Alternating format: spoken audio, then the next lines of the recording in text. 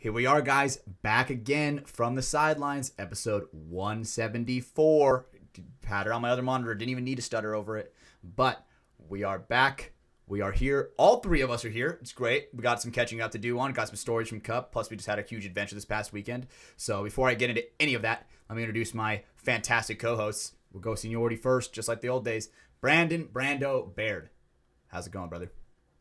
Yo, what's up, guys? First episode of the off season officially. No, second episode of off season officially. It's and stuff's already getting spicy. I feel like it's getting crazy. Already stuff to talk about.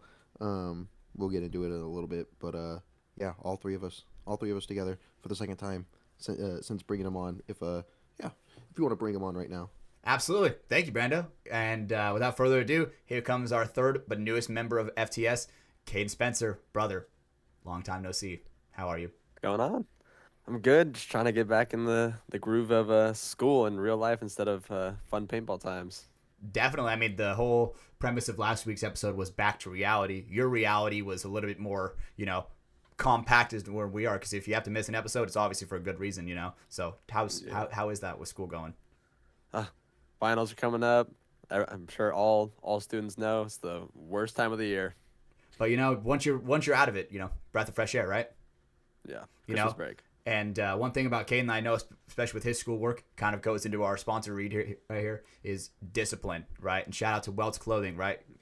Without Welts, the show would be a lot harder to make, and making a great shirt. This shirt reminds me of the episode of SpongeBob when they did the Fry Cook Olympics, and they're doing off the diving board, and Patrick is like jumping off the diving board as like a cone with like chocolate on him.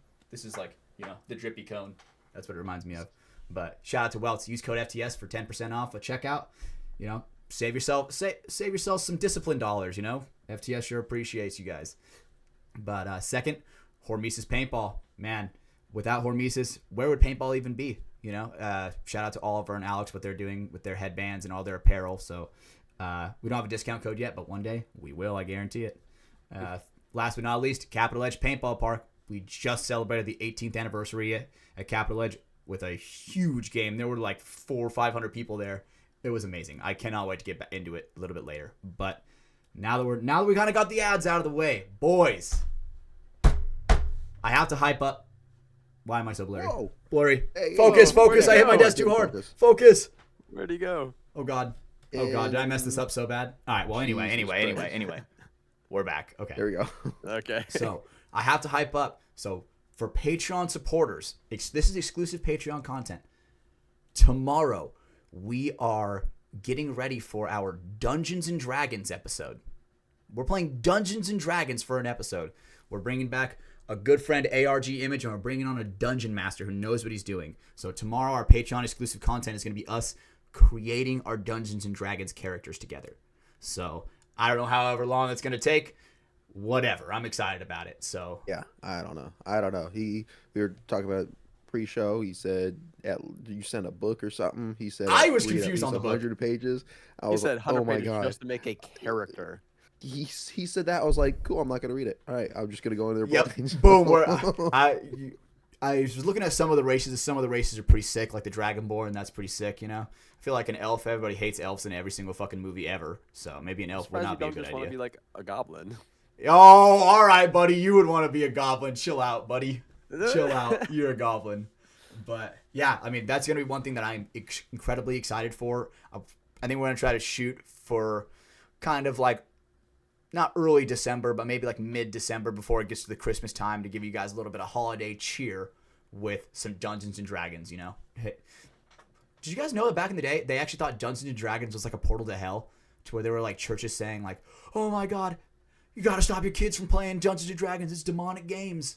So Did not hear that. we're literally about to open a portal to hell. But, I'm excited to do it with you guys.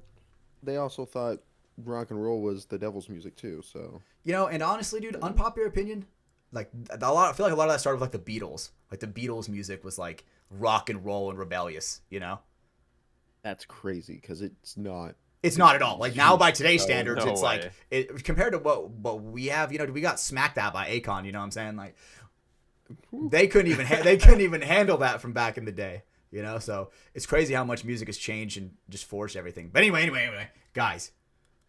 Okay, let's talk about what just happened. Capital Edge anniversary, boys. We were all there. How was it? Tell me from you guys. Tell me how it was for you guys. I'll go first. That was my first anniversary. Really? I had so much fun. Yeah, What? that was my first one. I've always been working, doing school. I've always been doing something. And this year I was like, no, I'm taking it off. Do not schedule me at work. So I have to work a Sunday. But do not schedule me. I want to be there. Gosh, that was so much fun because I grew up playing the Davis big games. Mhm. That's how I got into paintball. So doing that was like the Davis big game on crack. There's so many people. It definitely puts you back in like that prehistoric mode where you're like kind of when you first started playing paintball, you know. I mean, for me, I obviously didn't have a gun that shot crazy fast, right? I had like a little crappy proto that was like I didn't even know how to loop the thing, right? Probably had bolt stick, probably shot so slow. But just going back to the stomping grounds, you know, when we're playing 5-on-5 competitive games, it's way more serious, way more fast paced. Dude, I was the German on D-Day, bro, mowing them down from the castle. It was nice. I've never experienced that before, right? So, I mean, Brando, tell me about your experience. How was it? It's always a fun. It's yeah, being at it's not my first. It was fourth, I think. My fourth or fifth big game. This goddamn fly. I got it. Hell yeah. Miyagi. It's always fun. You know, just going out there, being with everyone else, just shooting a ton of paint. Everyone's messing around. No one's taking it serious or anything, right? It's of course we all want to win. When there was an objective, we're all trying to get the flag and whatnot. At the end of games, we're putting a little plan together and making a push, right? Mm-hmm. But you know, we're all out there having fun. I love big games, whether it's Capital Edge. I've been to a couple Davis ones, and I know Rich Telford used to host a NorCal versus SoCal big game at was it West Coast Adventure? Where's that at? Several years ago. It's closed now. Oh, okay. Yeah, it was out in Ione. Oh, shit, okay. Yeah, and that was a lot of fun doing those. But nah, it's so much fun, especially when all of us are on one team. Oh, and we're winning. the craziness. Dude, yeah, making a push from what was it? Spools into the mounds field. Oh, yeah. And making that push and running out to no man's land. Oh my God. The only Yeah. way we lose is if the other team has a tank. Straight up. And that's a great point that you just brought up there. The tank, I think they missed it for like a year or two. Like they were I didn't know building we it had up. one of those. Dude, Oh my God. let me tell I hate you, 'em. I made sure I was not a victim of the tank. You know, especially because there was one point where me and Caden, like we're in the castle. I'm in the castle. I see Caden in the front. I'm like, oh, I'm jumping up there, right? So I jump up there with Caden, and I'm like, you know, mowing all these people down. I look to my right. I'm like, oh my God, they're all doing, you know, they're doing their push where everybody's like, go, and like 10 people are on the right, just like all like body blocking for each other. So I'm just like, come and get it, motherfuckers, and like just like mowing back and forth. But then I look at my peripherals. I see. It was almost like that one scene. What's that movie?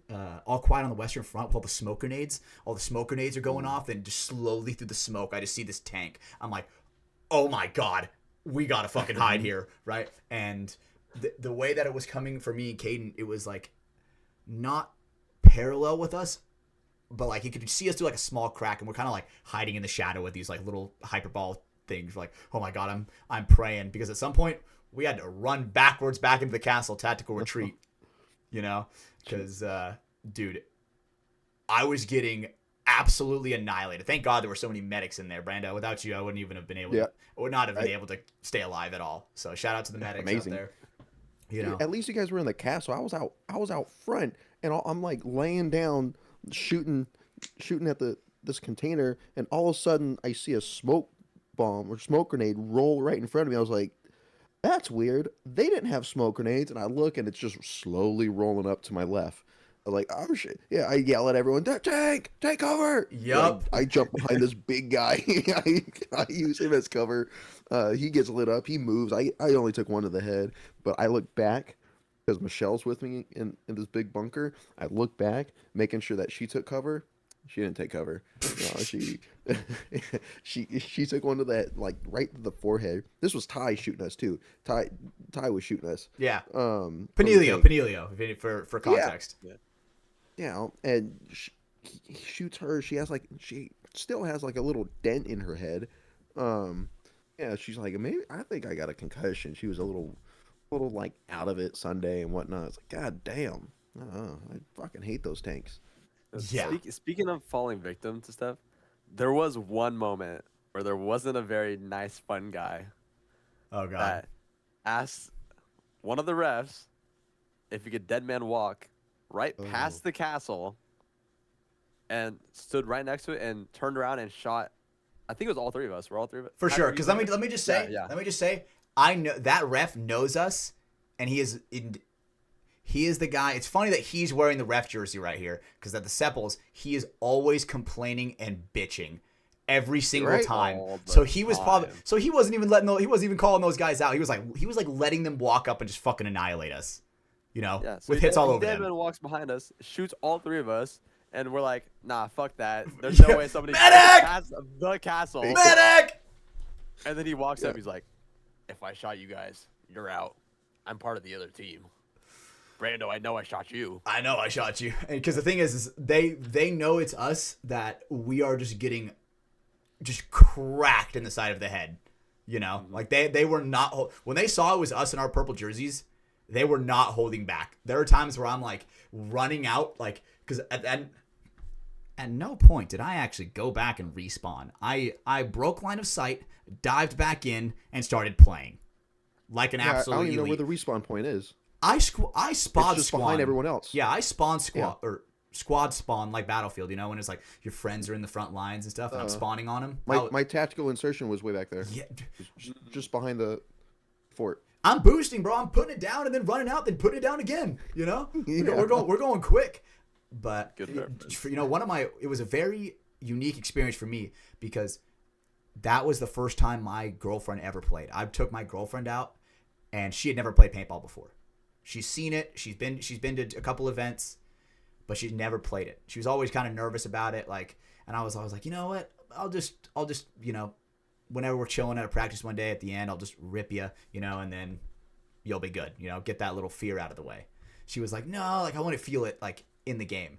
And dude, I actually will never forget this moment. We're doing that one where we're pushing the.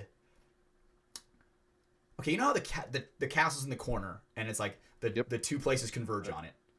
Mhm. We were doing the one side that's the farthest away, converging on the castle, Yeah. right? And so we're like sneaking up. I am like annihilating people, right? Just like, and she's like shooting the ground basically. It is so funny. And I'm like, you gotta aim a little higher. Because you know, paintballs are heavy. That's gonna lob, dude. We're like, all right, let's get going. She's like right behind me, hot on my tail. I'm like crawling up. Then all of a sudden, it was like that scene from Black Ops where they just shot fucking Hudson's legs out, and my girlfriend kneecapped me on accident from behind. And I'm like, what the fuck is going on? And then she's like, oh my god, I'm so sorry. She puts her gun down, pulls the trigger on accident, shoots me again while she's putting the gun down. I'm like, oh my god, what the fuck is going on? What is going on here? Right? Friendly fire. But and the very first time she got shot, dude, I will never forget this. You know those buildings on the side with the windows? Yeah. So we're kind of chilling there. Dude, a shot threads through like 10 people, hits her right in the titty. And she didn't even react. And I'm like, are you good? She's like, yeah. And then like in my mind, she was like a fucking, she was like the tank. She's like, what titty hit? And I was like, god damn. Like, I don't know how I'm feeling right now. Am I aroused or like freaked out because she's bloodlusted, you know? I'm like, it was insane. But her first time ever playing paintball, dude, it was so much fun because she was in the castle with us. She was deep in the trenches. She got shot a ton.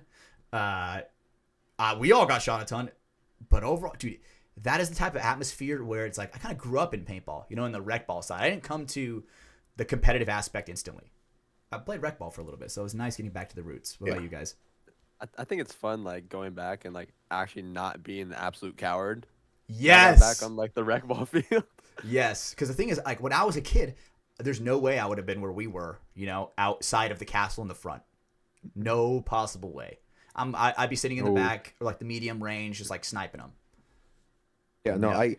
I try to grab someone, right? If there's Yep. like a kid or something, like a young kid or whatever, they're little timid, like, hey, come on, you Yep. know, hey, let's crawl here real quick, let's get up here, let's fucking fuck them up. Yep. That's fun to do, but I'll say with Tegan playing, it it surprised me during, I think it was that same field that we were playing. Um, I make a move up somewhere. I'm like with Paul or something in this little like rolly in the center of the field, and I just hear behind me to my right someone come and like it sounded like a slide on the ground or whatever. Like you got to be on your knees to be behind this rolly. Yeah. And I'm talking to Paul and I hear it and I turn and it's Tegan right there. Yup. I was like, hell yeah, Tegan, Yup. let's go. She was in Let's the do trenches it. with us, bro. It was awesome. So, because when I took her out first, and the chrono machine, we're not chronoing, right? I know my gun shoots perfect every single time, right? So, I did not say that. I always chrono. But anyway, we're sitting there, and I hit her with, I'm like, yo, let her rip, boy.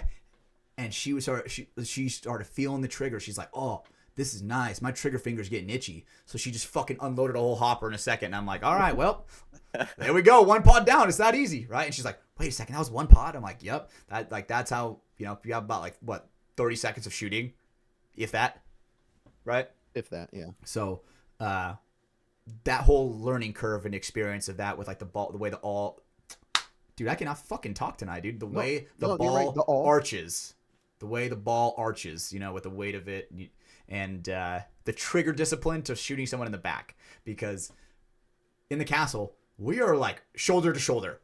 There are times where I'm feeling shots over my head from behind, where I'm like, all right, well, I'm not moving because if I snap out, I'm definitely coming into a homie's paint. So, But guys, what was your favorite part overall about the anniversary? What was your favorite part? I think mine, it was, oh, man. So when we got to the fort and they're coming, it was that last game, right? Yep. I'm in the front. Uh, um, I get to the barriers right in the front, and there's tons of us. And I look over and I see Michelle dive in from the other side of the fort. I don't know where she came from. I just happened to look over and she like running out, dives in, crawls up, and like immediately gets up and starts shooting. I'm like, hell yeah! Yup. And I'm like, I'm over the top. I'm shooting, and I notice Trap. Oh Right? God. If anyone from Capital Edge knows Trap, like Trap. He's on the other team. He's running up to these tires, and I'm shooting at him, and I feel like my paint's good. I get it on him. Trap, motherfucker. He like stands out in the open, and like hey, love you, Trap, but you do shoot a specific way. Like he puts the gun on his tank on his shoulder, and he's shooting right back at me, and I'm like, we're gonna do this. Like the And I'm running shooting gun at where he's like him. shooting, like swinging his arm, shooting like this kind of thing. Yeah, but like he stopped. Like he's only doing it with one hand, right? Oh, tank and, mode. and he's shooting at me, and it's coming at me. I'm reading his paint. I'm trying to dodge, and there's a couple other people shooting at me, but like he's my target, right? Yeah. And I'm shooting at him, and I know I'm hitting him, and he's hitting me, but I'm like, we could keep going. Hell I load no, one buddy. pod, and he loads a pod, and I load another pod, and he load. Yeah. I stopped when I couldn't see out of my goggles anymore.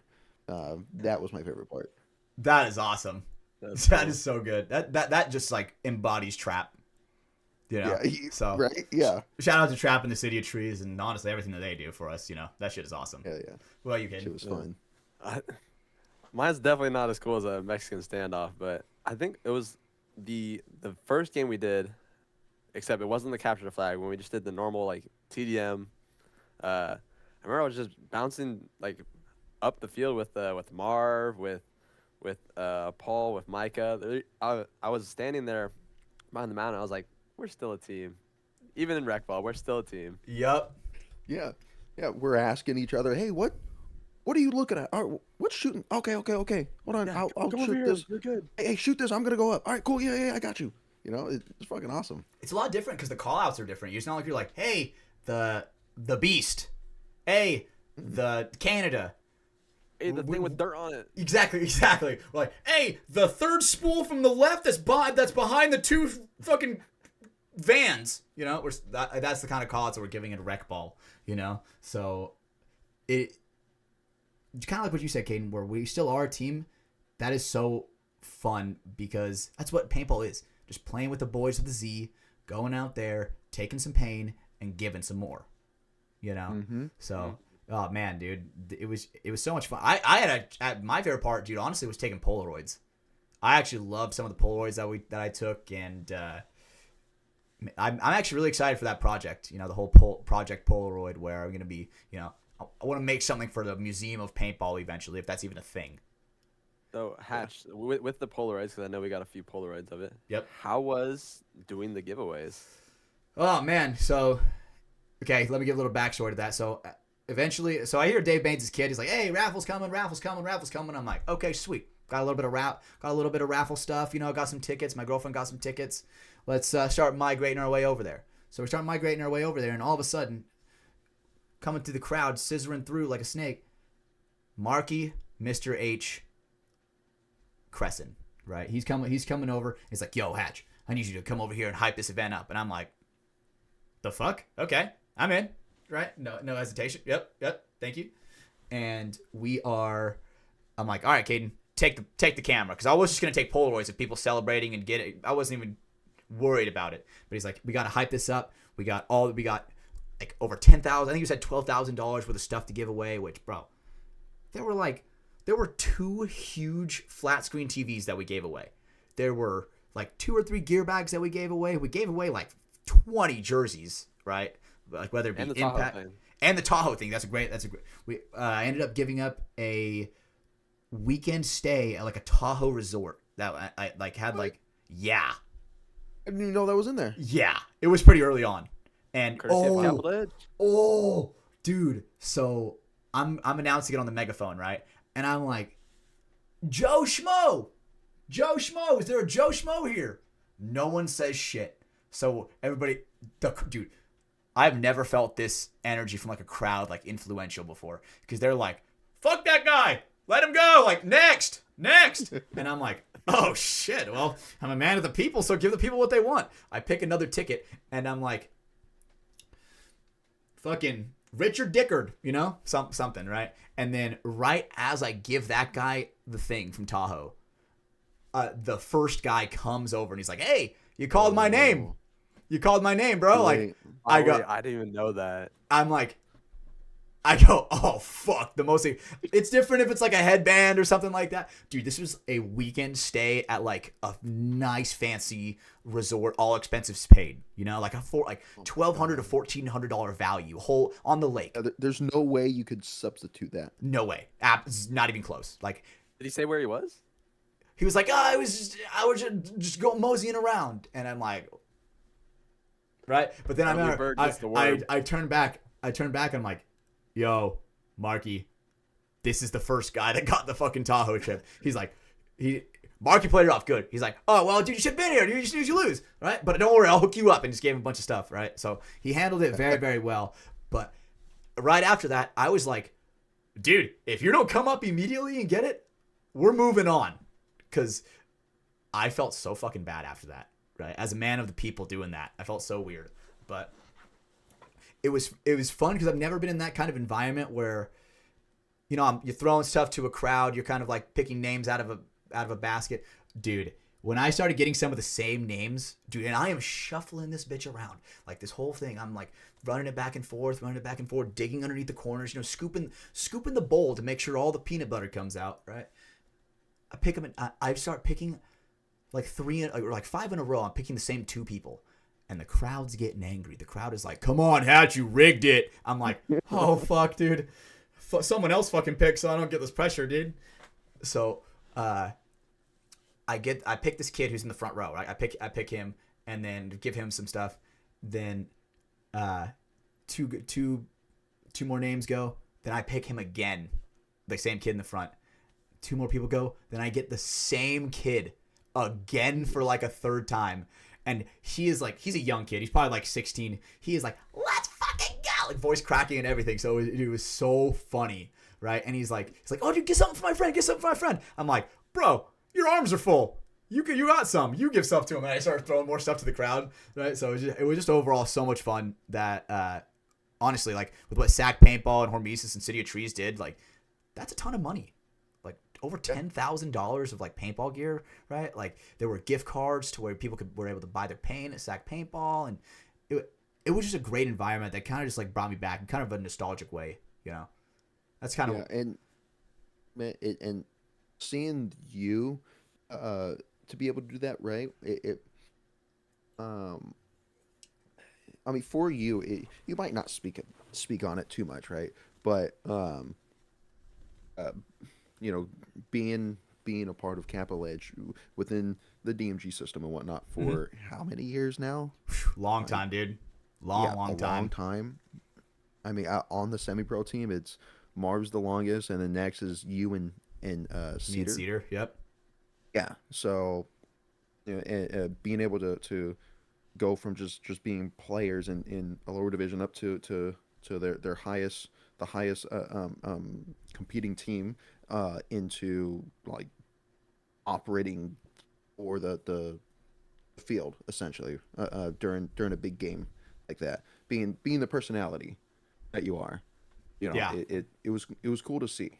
It was cool to see, and you know, somewhere somewhere within you is realizing like, oh shit, like the steps, right, of your arc or whatnot. Yeah, that's cool to see. And I didn't know it was happening when the raffle was going on. I got lunch. I didn't have raffle tickets. I had lunch. I had two friends that came.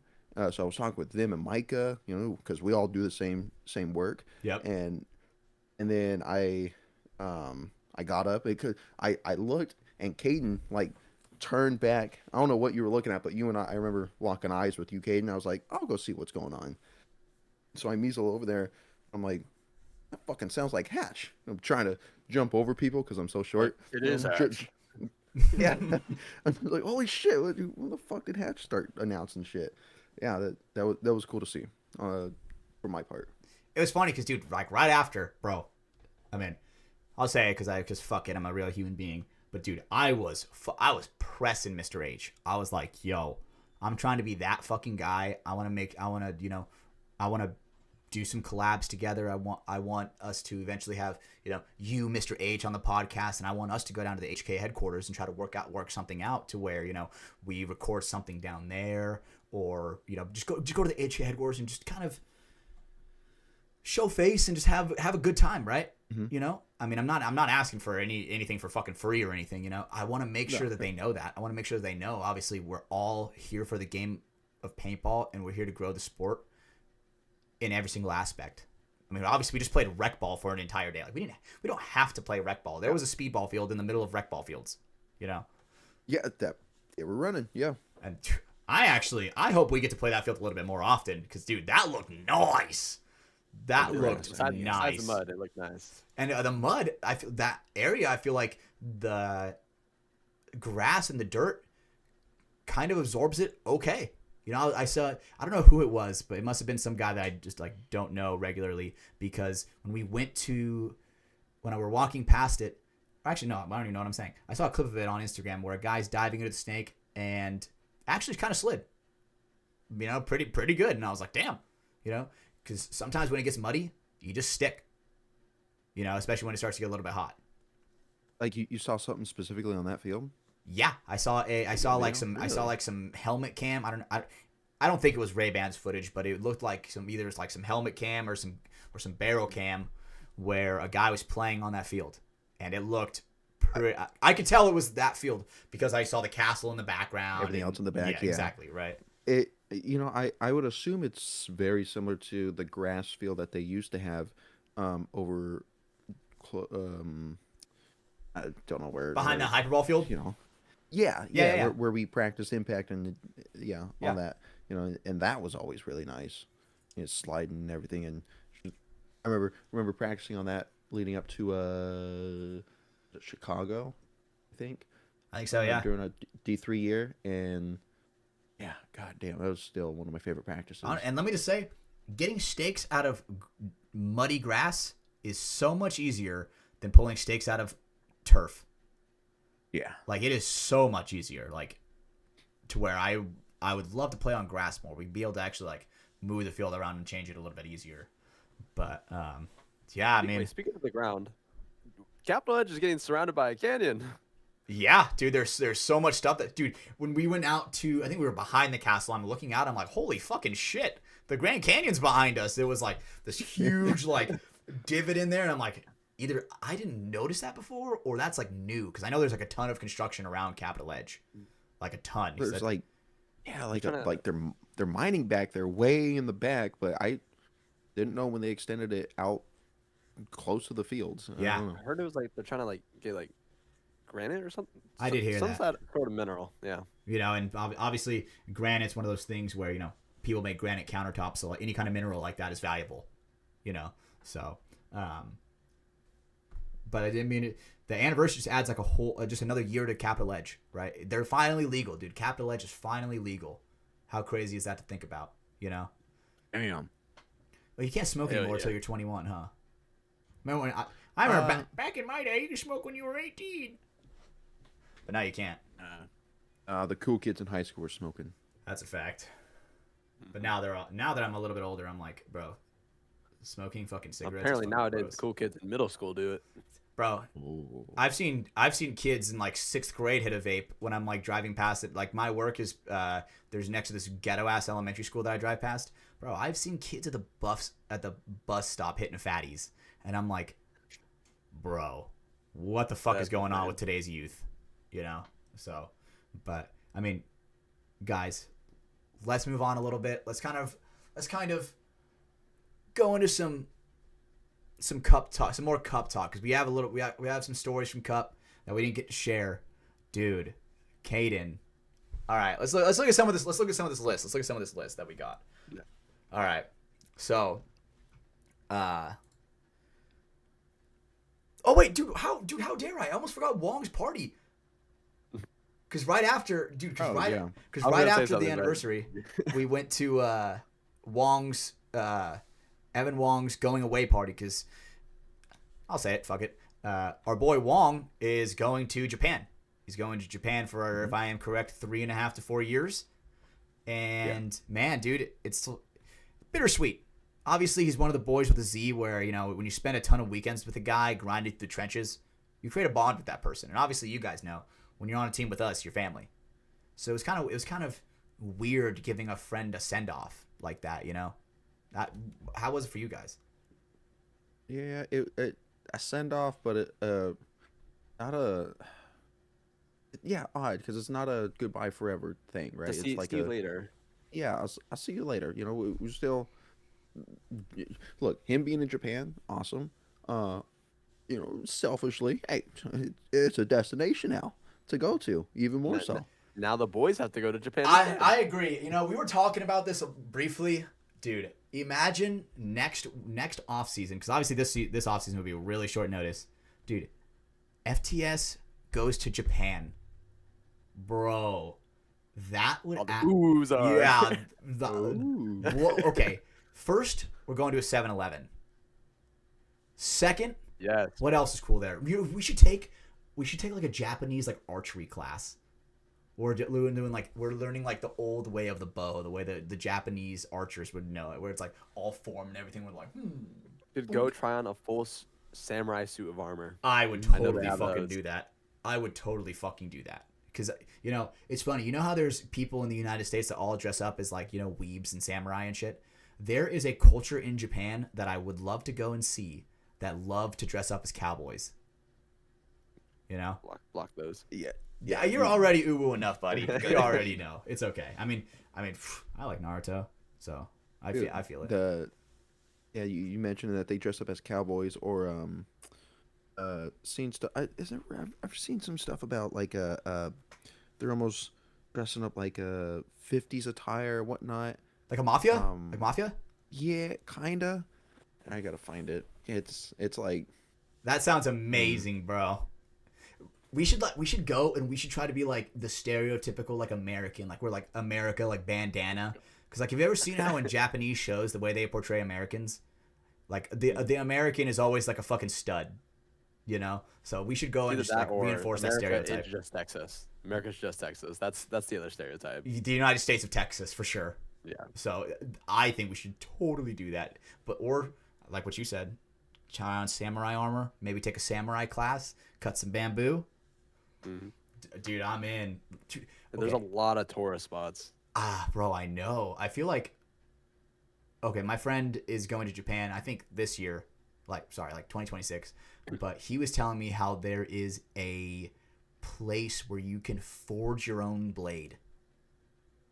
Right? They give you this. They give you a fucking piece of metal, and they're like, "This is how you do it. You hit here, and like hit it till it's fine, to where you, and eventually you have a custom-made by your own hand katana." I assume you get to keep it. Yeah, you get to keep it. Carry on. I was just about to say that. How'd you beat me to it? That's fucked. But man, dude, there's something different about having a sword, but making your own. You know, like okay, some woo shit. I want to be like that one guy, Caden. You would know the guy from Demon Slayer, the sword maker. What's his name? Yep. I don't know his name. Oh fuck, dude. But how he's like so like. There's a war going off over his shoulders, and he's like focusing on the wet blade, making the wet blade and the sword perfect. That is what I want. I want something to where I can split a hair in half, so sharp, you know. But fuck, dude, what do you guys want to do in Japan? Well, for one, you got to be there for like 2 to 3 weeks. Like, there's so much shit you have to do. We should hike a mountain. Fuji. Hike Mount Fuji? I'm in, dude. How much? Okay, how much does it cost to hike Mount Fuji? Brando, look it up. Caden, what were you saying? I don't know where it is. I don't know if it's in like Tokyo or Shibuya. It's outside of. Oh, sorry. There's not Mount Fuji. I know where Mount Fuji. Yeah. There's this building where it has like it's like 8 stories of just activities where there's like batting cages, go-karts, soccer, video games. Like this is just this building of just like every single activity you could do, and it's open like all night. That sounds fucking sick. That sounds like the Lotus Casino from Percy Jackson, where you just like never leave. You just eat the lotus flowers and you're just gaming forever. Active time. God, dude. I mean, I feel like we have that like Dave and Buster's, but obviously not anywhere near as cool, right? If it's like a whole fucking like 5-story building of different activities, you know? I feel like Japan would have that like stuff where like the VR where you can run in place. You know, where you can do like. Here? I've never seen them. No, hold on, no. I'm talking like the advanced stuff where it's like a room and the floor moves. The floor moves. Hold on. Wait, You've never seen that? You've never seen that stuff? The whole floor of a big room? Yes. So it's like a thing where as soon as you start walking, it will react and center you back into the center of the room. So like I know we have that for a small platform. I've never heard of a whole I've seen room. it where it's like a 10-foot by 10-foot area where it's like the second you start to react, the floor is moving with you to where if you're running north, the tracks are going south to where it's like you're moving and moving, then it'll stop the second you stop. Like hairpin reaction time. That's awesome. And it looks so like that is what video games is going to turn into, bro. You know, obviously how we're sitting at our setups with our headsets on playing The Witcher. It's going to be to where one day I am a Witcher going through the trials of the grasses, slicing and dicing in real time. Because VR, that's a workout, bro. I think honestly, personally, like there's obviously a lot of tourist spots, but I'm going to be dying for the food. Oh yeah. I want like some real like authentic like ramen. Like I've obviously had ramen at some like Japanese places. Nah, dude. I want to go to that one place. Okay. Where it's like a conveyor belt with noodles coming down. You ever seen that? Where it's like there's like a waterfall. It's like a waterfall. Yeah. Yes. It's like a bamboo shoot, and you you scissor your things with the chopsticks real quick, and you just bring it on your plate. What the fuck is that? I gotta ask Michelle. She knows if the one opened here in Stockton or one opened in Sac, but she was mentioning it. I just don't know where she is. Imagine we just faked our entire run to Japan by just going to Sacramento and just doing like other things and just made it look like it. Dude. Oh.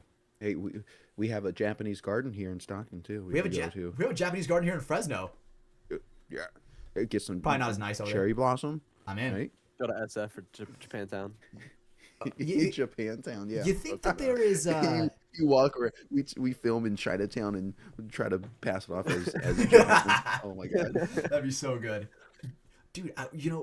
Are there any like haunted places in Japan? I feel like that. there's a forest, There is. isn't there? There's the forest, and then there's the I forget what it's called, but there's that one tunnel. And I know animes portray it a lot. The tunnel. What is the name? All right, my turn to look it up.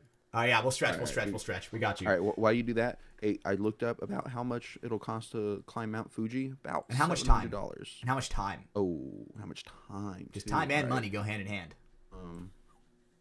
It's gonna be. It's a fucking hike. Okay, I found the names of them. So the tunnel is in Kyoto. It's called the Kiyotaki Tunnel. Is that where people go to like get run over by a train? I don't think so. I think it's just like a road. And it's haunted. Yeah. And then the other one is at the base of Mount Fuji. So could do both. I'm in. Aokigahara Forest. We So would the- totally need a translator. We need a Japanese, but Wong's gonna be there. We're good. The tunnel is haunted because of the spirits of workers who died during its construction. What? And the forest is due to its reputation and atmosphere. That's Like the Suicide Forest or whatever, the one that Logan Paul got canceled over. It's Yeah. guys. First of all, it's okay if you laugh at it. You just can't record it and post it. First of all, Oh my god. we just got to get this straight because I cannot lie and be fake about it. That's all it takes. Is you just got to be a little smart with your posting through the power of editing. I mean, AI is the thing. You can turn that fucking smile into a frown in like a second. Like, oh, dude, totally freaking killed himself. But Not all members on FDS co-sign on this. whoa! I didn't co-sign on. I'm just saying it's like a possibility. Like someone could do yeah. it. Someone I could claim no do it. negative energy. Yeah, I claim no negative. I don't even know who said that. But holy shit! Jesus That would Christ. be So Yeah. how much time? $700, about $700, and about 11 hours in total. That's not bad at all. Cent. No, not too bad. That's a day. Yeah, I mean, you just need the right equipment. That's it. That's what most of the $700 is. What? Really? The equipment is the $700. I mean, it's you need. Yeah, you're going way up there. You have to Okay. pay to like climb Mount Everest. For sure, you have to. Yes. Yeah. Oh, it takes lot. it's a long. It's like, I think it's like time to climb Everest, $20,000 or at least to Yeah. climb Mount Everest. too. Something like that. Yeah. Like More you know. got to be rich to like want to go and die. And it's like at least a month that you're taking to climb it, to get acclimated and everything. Yeah, We're spending a long But time it on takes, Everest. dude, it takes like way less time to climb down it, right? Like a fraction of a time. Yes, yeah. You don't have to spend as much acclimating to the elevation. Yeah. Yeah. I'm not it- trying to it- go up it- there and be the next Green Boots. You know what I'm saying? Nah, it's all right. Orange jacket? No. Nah, dude. Oh, Sorry. Two-Ton's calling me. Sorry, Um, Two-Ton. Wait, speaking of that, dude, I saw a video recently where it was in either Japan or China or one of those Asian countries where there's a whole line of the hikers and they see a person just sliding down the hill and they're just watching. That was. I think that was Everest.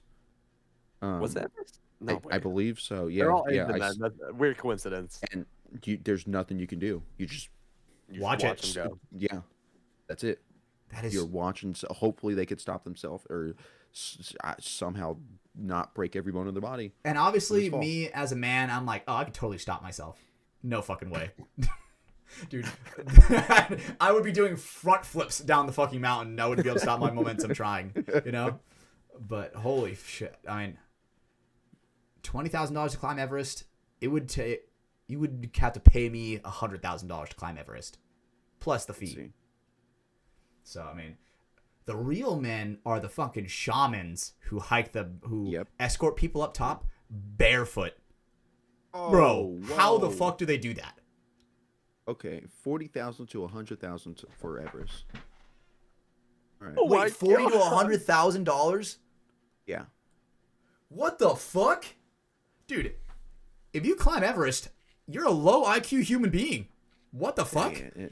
Yeah, 7 to 9 weeks typically. That's crazy. How much does it take to climb down?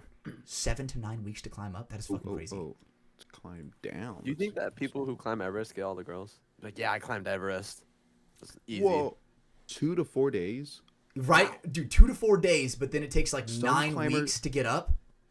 Some climbers descend in as little as 12 hours from Camp 4. Okay. That's not from the peak though. That is fucking crazy. But the shamans, they're going up with probably they're carrying everybody else's stuff because they're too weak. Yeah. That is just insane. And shout out to the donkeys that are up there, bro. The donkeys be carrying the stuff. I actually saw a video of a donkey falling off Everest. Really sad. Really, really sad. But thank you for your service. Thank you for your service. I mean, honestly, those people, I wonder if they died. What do you do when you see all of your stuff, you see your rebreathers and everything fall down the mountain on a donkey? What do you do? What do you do? You just pack- well, I guess you don't have to pack up, but you just leave. Yeah, I pause my going. game and reset the checkpoint, dude. That's what I do. That tactical insertion. Left my. Thank God I left my tactical insertion at the base of the mountain. Thank God. But okay, guys, let's get into. Forgot to fucking finish up about Wong, dude. You guys gotta help me out with this. No. We're look. We're finishing. We gotta finish Wong's. We went down a Japan rabbit hole. Yes, Yeah, you're thanks, right. You're right. Wong. God damn it. God damn it. Nah, it was nice. We had a couple hours to kill after the anniversary game, right before we went into Wong's, and I will say I thought Michelle and I were running late. We get there, we were the first ones out of all of us there. There was more. There was friends and family there still. It was like at a brewery, and I'm like, damn. How the fuck? How late are you guys? But we were waiting outside because we had a gift. Yeah. Because we had a gift for the team, right? My girlfriend's like, "Hey, I got a gift for you guys." Yes. I'm glad you brought it up. Like apparently, I got Wong in trouble. Dude, it was just timing. That was all that was. It was I got the call. I thought you guys were lost. I was talking to Paul. He said bring Wong, and so Michelle and Wong came with me. Yeah. You guys were fucking 2-3 blocks down the road. We had to walk all the way down there, and as we're like leaving the room and the restaurant, people, friends and family are still walking up and like, oh hey, hey, we're in the back. I'll be right back. He's saying hi to everyone, and we finally get there, and he's like, he's like, dude, I'm gonna get yelled at for this. Like, what the hell is so? What's going on? We get there, and yeah, it was the present, and immediately I was like, all right, let's fucking go. And Wong immediately turns and just fucking starts walking really fast, and yeah, apparently he got yelled at for not being there while people showed up. That's fine. But, he's a man at his own party. He's fine, right? So, dude, Wong's party was sick because they had a little, just like me, they had some Polaroids. Right, and my girlfriend went super fucking autistic, making like super scrapbooking photos of the Polaroids for him by far, because people had to decorate a scrapbook page for him or something like that. People had the option to, bro. Ours looked way better than everybody else's, like the team one, and Tegan was nice enough to be like, hey, this is the DMG team, We even left a Japanese note for him. We did leave a Japanese note for him. That was actually fantastic. We're not going to say what it translates to, but one day, when the future comes where we can say any word we want whenever, I'll say it. But until then, I'm not saying it. So, someone pick it up. God damn it, Brando. No. Keep digging. No. All right, so with the Polaroids were cool. Me and Caden we both got the same beer called the Smart Decision, aka Horrible Decision, because it was actually the worst beer I've ever had in my entire life. Dark beer. It was a dark beer, and it tasted like bean water. Yeah, you shut your whore mouths up. No wonder he liked it so much. Yeah, bean water. It was a really dark beer. I don't care for dark beer, but that was a tasty beer. God damn it! It was like you picked that again. No. Oh. I wouldn't pick it. No, I don't care for dark beer. But you guys were like, this is disgusting. So I like, yeah, I'll try it, and expecting this just real bitter, nasty taste. I'm It like, was. We're both avid bean water haters. for sure. And Yeah. dude, Marv was Yeah, like, I know. "What?" Just fucking tanked it. We're just like, "Oh my god, am I about to?" It was like that scene. It reminded me of like in what's that movie, Prometheus, where the black dust gets into a guy and then just fucks him up, turns him into an yeah. alien. That's what that reminded me of. Like, what is he gonna transform into when he drinks that? You know. William. Comes Oh, that's when William comes out for sure. out. Yeah. But yeah. Then we finished up Wong's party. What was the after party, Brando? What was that? It was just Michelle and I went back to because he doesn't live in Sac, but his mom does. They were staying there. We went back to his mom's house. His family was a couple of his family members were there. It was just kind of kicked back and talked for we were there for like another hour and a half or whatever. Towards the end, his brother mentioned about playing what game was it? Sorry. Jackbox. Yeah, Jackbox on the TV. Never heard of it. Cool little thing. Caden, I'm assuming you've played it since you said it, right? Multiple times. Yeah. So Speaking of that game, that would be really fun to do as a team because yes, it will. I want to say there's either 8 or 9 versions of it now, like different ones. And gosh, it is. If you have a group of people that have the same humor, it's by far the funniest game. Do you want to explain it for us? I'm guessing you've played it more than me. I've only played it once. I think I played something like it at my girlfriend's friend's house, so I would love to. So I'm obviously curious. multiple versions, but the general gist is here's a mini game. Let's say one of them is like Quiplash. Is like here's some words, some phrases that you want to throw in there, and basically whoever's funniest, typically in these games, will win. And that's kind of just how all of Jackbox goes. Yeah, it's kind of like Cards Against Humanity, but you're inputting the answers like on your phone, right? Okay, I like that. It's on the TV, and you connect via your phone, and it has all the players. You get to name your players. We were having fun with that, and yeah, you just put the answers in, and then there's a voting system between everyone. I love vote, that. Yeah, whoever they like and whatnot. There's a winner at the end. We played one that you had to draw pictures and like make like a shirt design or something. Okay, I have using played this. I pictures just and did a this. slogan. Yeah, and that just shit went up. That shit was fun. Tons of versions. Oh, that sounds Yeah. fucking sick. We played like kind of similar version at the night before the anniversary. I went to my girlfriend's friend's house. Bro, I've never felt more awkward in my whole fucking life. This is my first time meeting some of these people, and they're like, "Hey, everybody, we're all gonna stand in a circle and introduce ourselves." I go, "Are you fucking kidding me, bro? Damn. Are you fucking kidding me?" Right? And so everybody's going around like it's. Go ahead.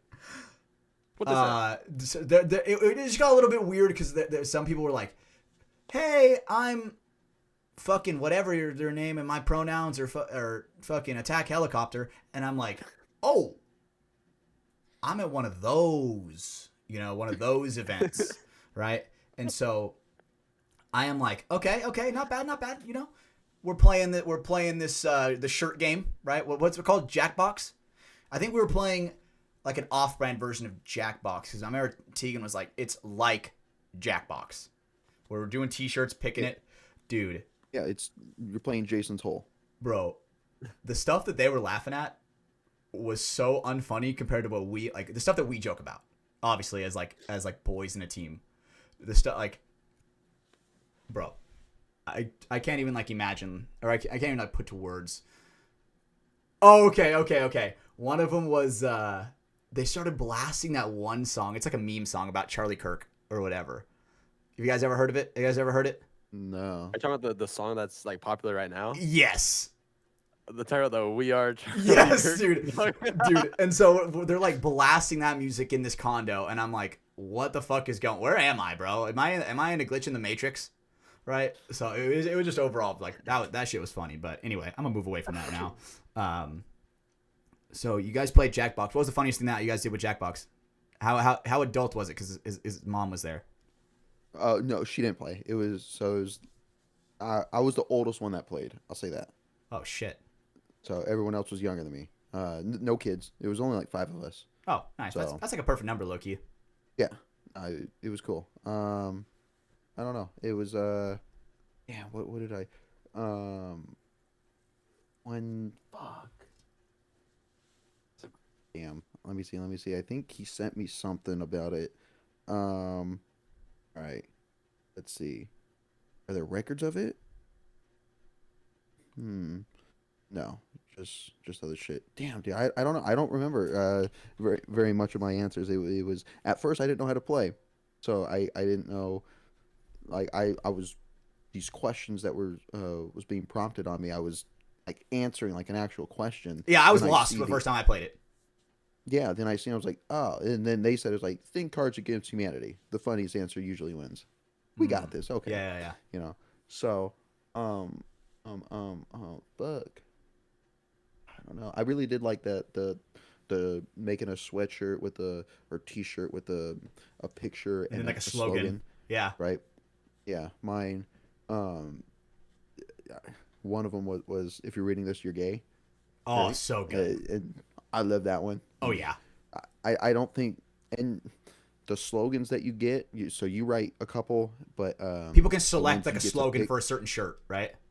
For yeah, different but shirts. you don't get a choice out of all of them. Like you get a very select choice. So that, and then the pictures as well. It's a very select choice out of everyone's picture, right? You don't have access when you're making your own. You don't have access to all the pictures and slogans. They assign you these groups of pictures and slogans, and you pick amongst them, right? And I don't think the picture went well with the slogan, so that didn't help. I thought the slogan was really good. Thought it was gonna kill, but dude, yeah, it was just all of it's funny. You really need people with A good sense of humor. Yeah, Absolutely. and no one's sensitive either. Oh, Which I don't God. think anyone was. I was around, bro. The jokes that I was going to say, my girlfriend's like, But man, so okay. That's our next team activity. We're gonna record it. Playing, what was it called? Jetstream. Jackbox. The only thing I played, I played Kahoot in like college, but now people are playing that like first grade now because technology is fucking awesome. But okay, Caden, let's get back to some of our stories from Cup since you were here. Dude, we got to fill some of the people in, bro. Mm-hmm. For some people that didn't know, we went to paintball jail. I'm not even messing around. We went to actual like paintball jail where security came and escorted us. Caden, you were there. Tell me how it started. Tell me about it. All right. So, a little backstory. There's these two kids, Gavin and Lincoln, that were messing around earlier in the day, saying stuff that was misheard from one of the other media guys that was filming one of our like divisional teams at Capital Edge. And guy didn't take it so nice, and he was like, "These two kids are on the field without a media pass and without a mask," and shit like that, right? So, huge miscommunication there. And so later on in the day, Gavin comes up to me and Hatch. We're chit-chatting, and this lady, I forget her name. I don't remember her name, but she was the head ref of, what was that, the dye field? It was the dye field. Yes, the dye field. She looked at us and she's like, "You three, come here." And we're like look at each other. We're like, what's up? She like lifts up the line for us to come under the line to like go into like the referee area. And she was smiling. She looked like very friendly. Oh, like, I thought I was gonna get like a cookie. Or, I thought I was about to get a good view. Gatorade. She about to let me see this fight happen in 4K. You know? Yeah. And so Hatch, of course, is like, "What's up?" Like, "I'm Hatch," and like we all introduce ourselves. He's like, "What's going on?" And she's like, "You'll find out in a minute." And we're like, Oh God. Fuck. We'll find out. And she's like, "Oh, security's on their way." I go, "Security? The fuck did I do?" You know? So that we're scheming, and Gavin's like, "This is probably what happened earlier with the media guy," and we're like, "Fucking Gavin." Because we were standing there for like an hour, and then it all got bad once Gavin walked up, and then all of a sudden this fucking red coat comes up to us and is like, "Yo, is like," shows us a photo, and he goes, "Is this you?" And turns us the photo. It is of Lincoln and Gavin. Like, and Gavin's face is not ridiculous.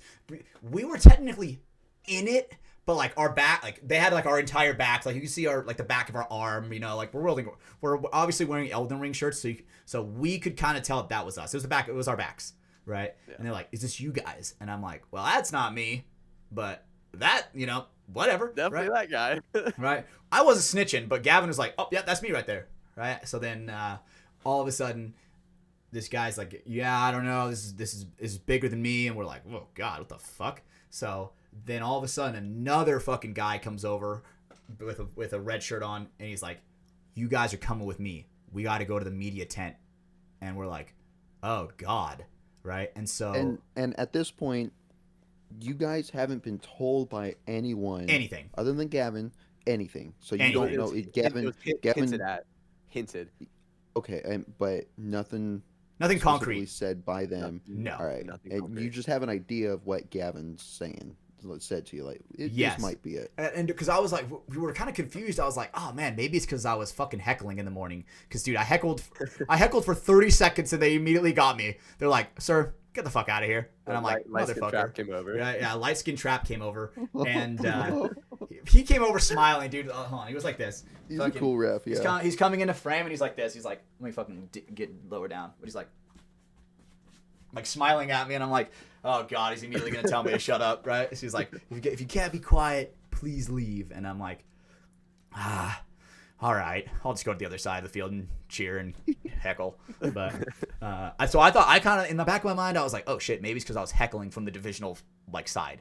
So ended up not being that at all, thank God. But so one of the red coats comes over and he's like escorting us back, and he's like, "Yeah, we gotta have you guys talk to Alex." And I'm like, "Alex? You mean Alex Sorensen?" Right? Previous guest on the show. Love the guy. That morning, I was talking, me, Caden, and Cedar were talking to him for probably about an hour? Something like that. Like just talking shop about paintball and the craft. And so then I'm like, "Oh, dude, this is about to be light work for me. I can totally talk to Alex. He's a great guy. He's going to see where I'm coming from. We're good." So we walk, and dude, it was the walk of shame, bro. People are... Hold on. Well, walk of shame, but Hatch is over here pleading his case. He's like, "Mr. Redshirt, man, like, I've never done anything bad in my life." Like, I might have heckled this morning, but, you know, my name's Steven, by the way. Yeah. I'm trying to be nice. I'm like, bro. I'm like, "Oh man, you know, I feel so sorry." I tell him, I go, "Dude, I feel so sorry for you. The fact that you have to like deal with us over like this misunderstanding." And he's like, "Well, we'll see if it's a misunderstanding." And I'm like, "Whoa. Okay. I can't go back to jail." Yeah. I'm like, "I can't go back to jail. I can't go back to paintball jail."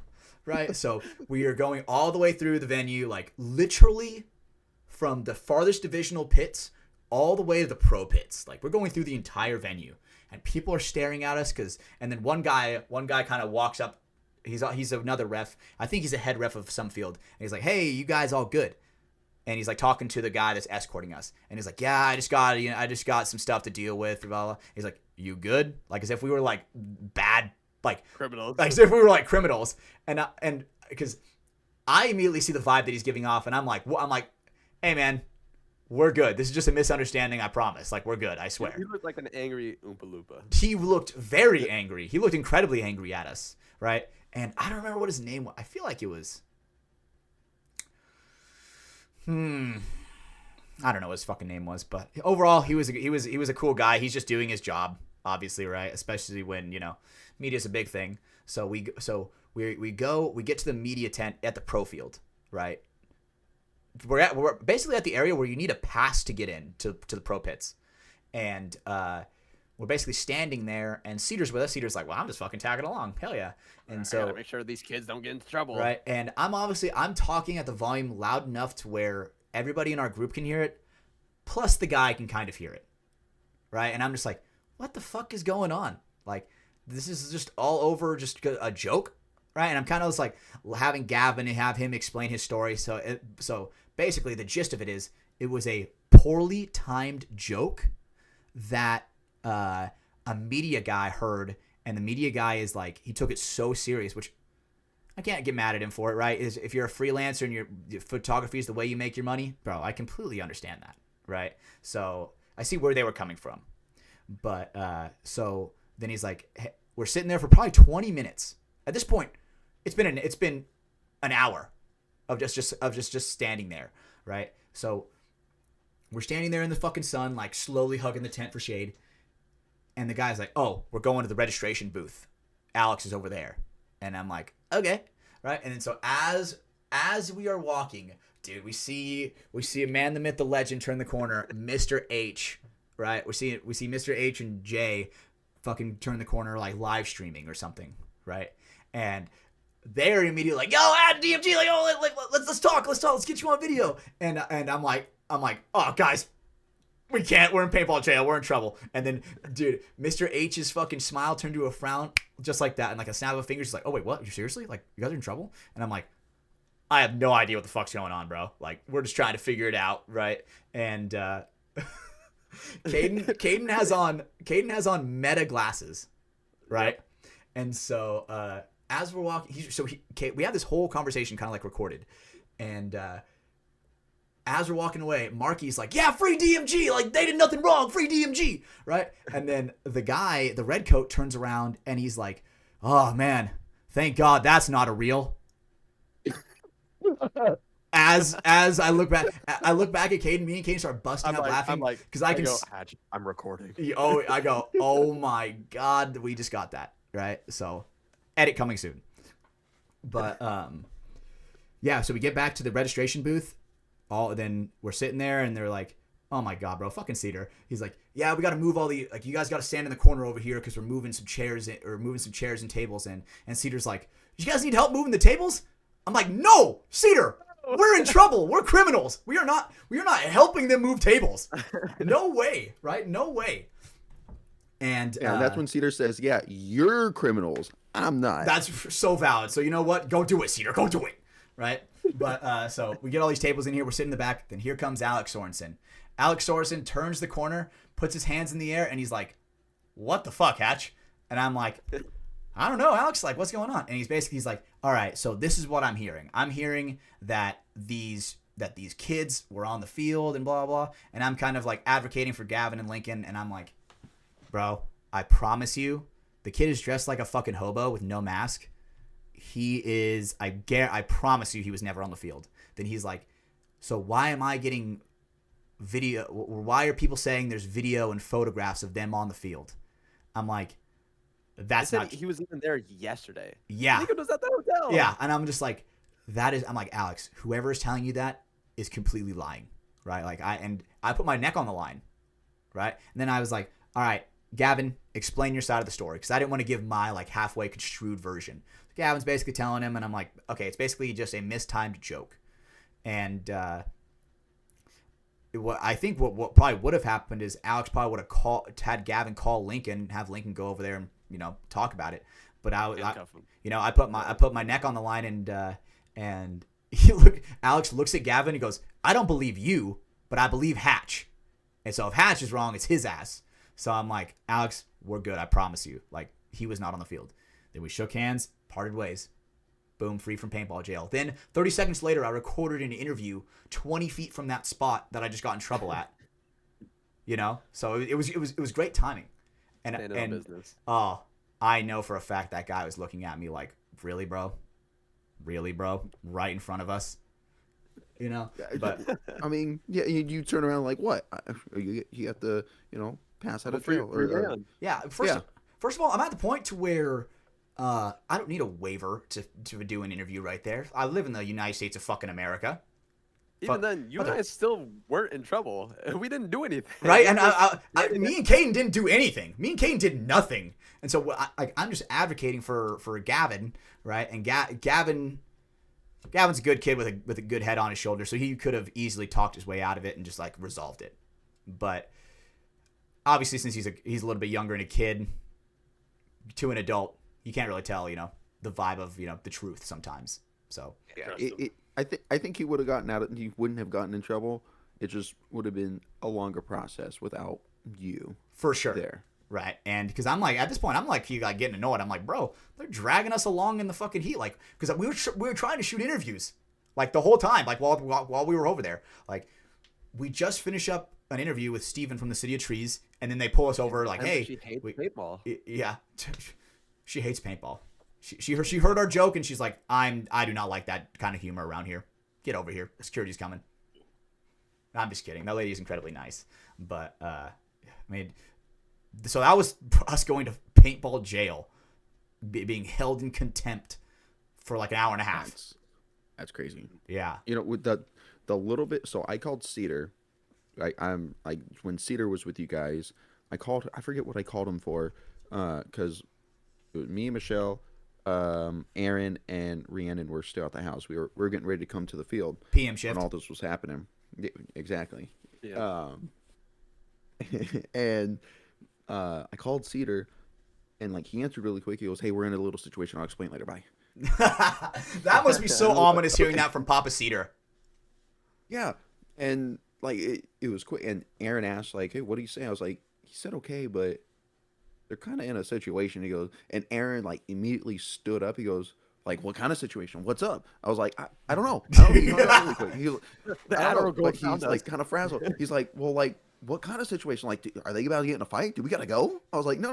No, Aaron's ride or die. I respect that so much about Aaron. He's fucking ride or die. And when you have somebody on that like that on your team, bro, you have to ride or die with them. So the fact that he was like, you know what? I'm glad I heard that. Makes the PM like awesome. 1% a little not as bad. You fag. I was like, no. Cedar's okay. He's fine. Cedar's not gonna. If Cedar's there, it's not gonna devolve into that. We're good. We'll find out when we get there. So, yeah, to hear everything that happened, god damn it. Yeah. A little wild. So unnecessary, but you know, okay.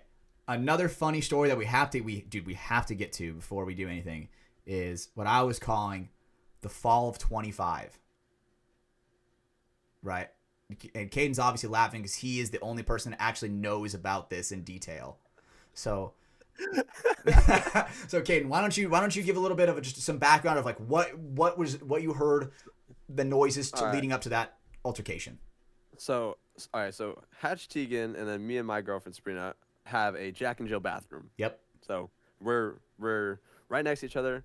My girl and I are laying in bed just watching some Harry Potter, being nerds, and out of nowhere, I hear the loudest thump straight on the ground. And this is while Hatch and Tegan are showering. Yeah. And she looks at me, and she goes, "Are they having sex?" And I look at her, and I'm like, "Nah." So now I have to give some backstory to that. There may or may we're just wrestling in there, right? To where, all right, so I gotta give like a visual representation to this, right? So, all right, let me move this out of the way. All right, so no, all right. Can we hear me? Can you hear me? We all good? We all good? Can you hear me? Yeah. All right. So me myself, I'm like this, having a good time, you know, just chilling, having a great time. She is like this, like looking at me through the bottom of my legs, right? And then, you know, some shit was going down, and then an Elden Ring roll. Chim warned us. He's like, "Yo, the shower's slippery," and she was like, "Oh shit, yoink!" and just fucking fell like fucking flat on her fucking like on her elbow, and I'm just like, "Oh my god!" I am like in shock, like, what the fuck did I just witness? You know, it was fucking insane. And she got up in like a single second. She's like, I'm good, and I'm just like, she is not good. She just hit the fucking tile floor so fucking hard, right? And so it was just, dude, it was so fucking funny. So I walk downstairs, and because she's like, "You think anybody heard?" And I'm like, "Nah, nobody heard," right? I walk downstairs. I make eye contact with Caden. Dude, he is fucking... I'm backing my gear back. I look right dead in the eye. He is looking at me in my eyes. I am like, I just couldn't not smile. He's like, he goes, "Hatch, did you fall in the shower?" And I go, fuck. I go, "Well, I didn't fall in the shower." You know? So it was just overall funny because I mean she's all good. I'm telling this story because it's educational, make sure you guys get a little sticky thing to where your feet grip at the shower so you don't slip. You know, Yep, slippery when wet. so that was one of those stories with the fall of 25, bro. That shit was insane. I don't feel like I've never been traumatized like that before in my entire life. It was terrifying. Christ. I had no idea. So thank God, dude. I guess Caden's the only one who fucking heard it, dude. There's no way. Dude, because that shit was so fucking loud. It was an earthquake. Yeah, dude. And let me tell you, dude, that was so fucking funny you say that. Another funny moment that happened, dude, we are in the car, we're driving, and Marv is, I called Two-Ton the other day, and I'm like, yo, Two-Ton, there is a story about you at Cup that is so fucking funny, but when I tell it on the podcast, like, I'm not going to tell you, you're going to hear it on the podcast eventually. So I get a teammate from I get a call from my teammate, Marv, and me and Caden, I think Caden's driving, I'm riding shotgun, DJing, having a good time, right? And all of a sudden, Marv calls us, and he's like, "Dude, what is the name of that guy from Oni?" I'm like, who are you talking about? And he's like, what was his name? Like Earthquake or like Lunchbox or like something. And I don't know what the fuck it was that was so funny, dude. I am like dying laughing. I go, "You mean Two-Ton?" And he's like, "What? I can't hear you, bro." I'm like, "Two-Ton? What, dude? What? Are you speaking English?" I'm like, "Two-Ton." He's like, "Dude, I just don't understand what you're."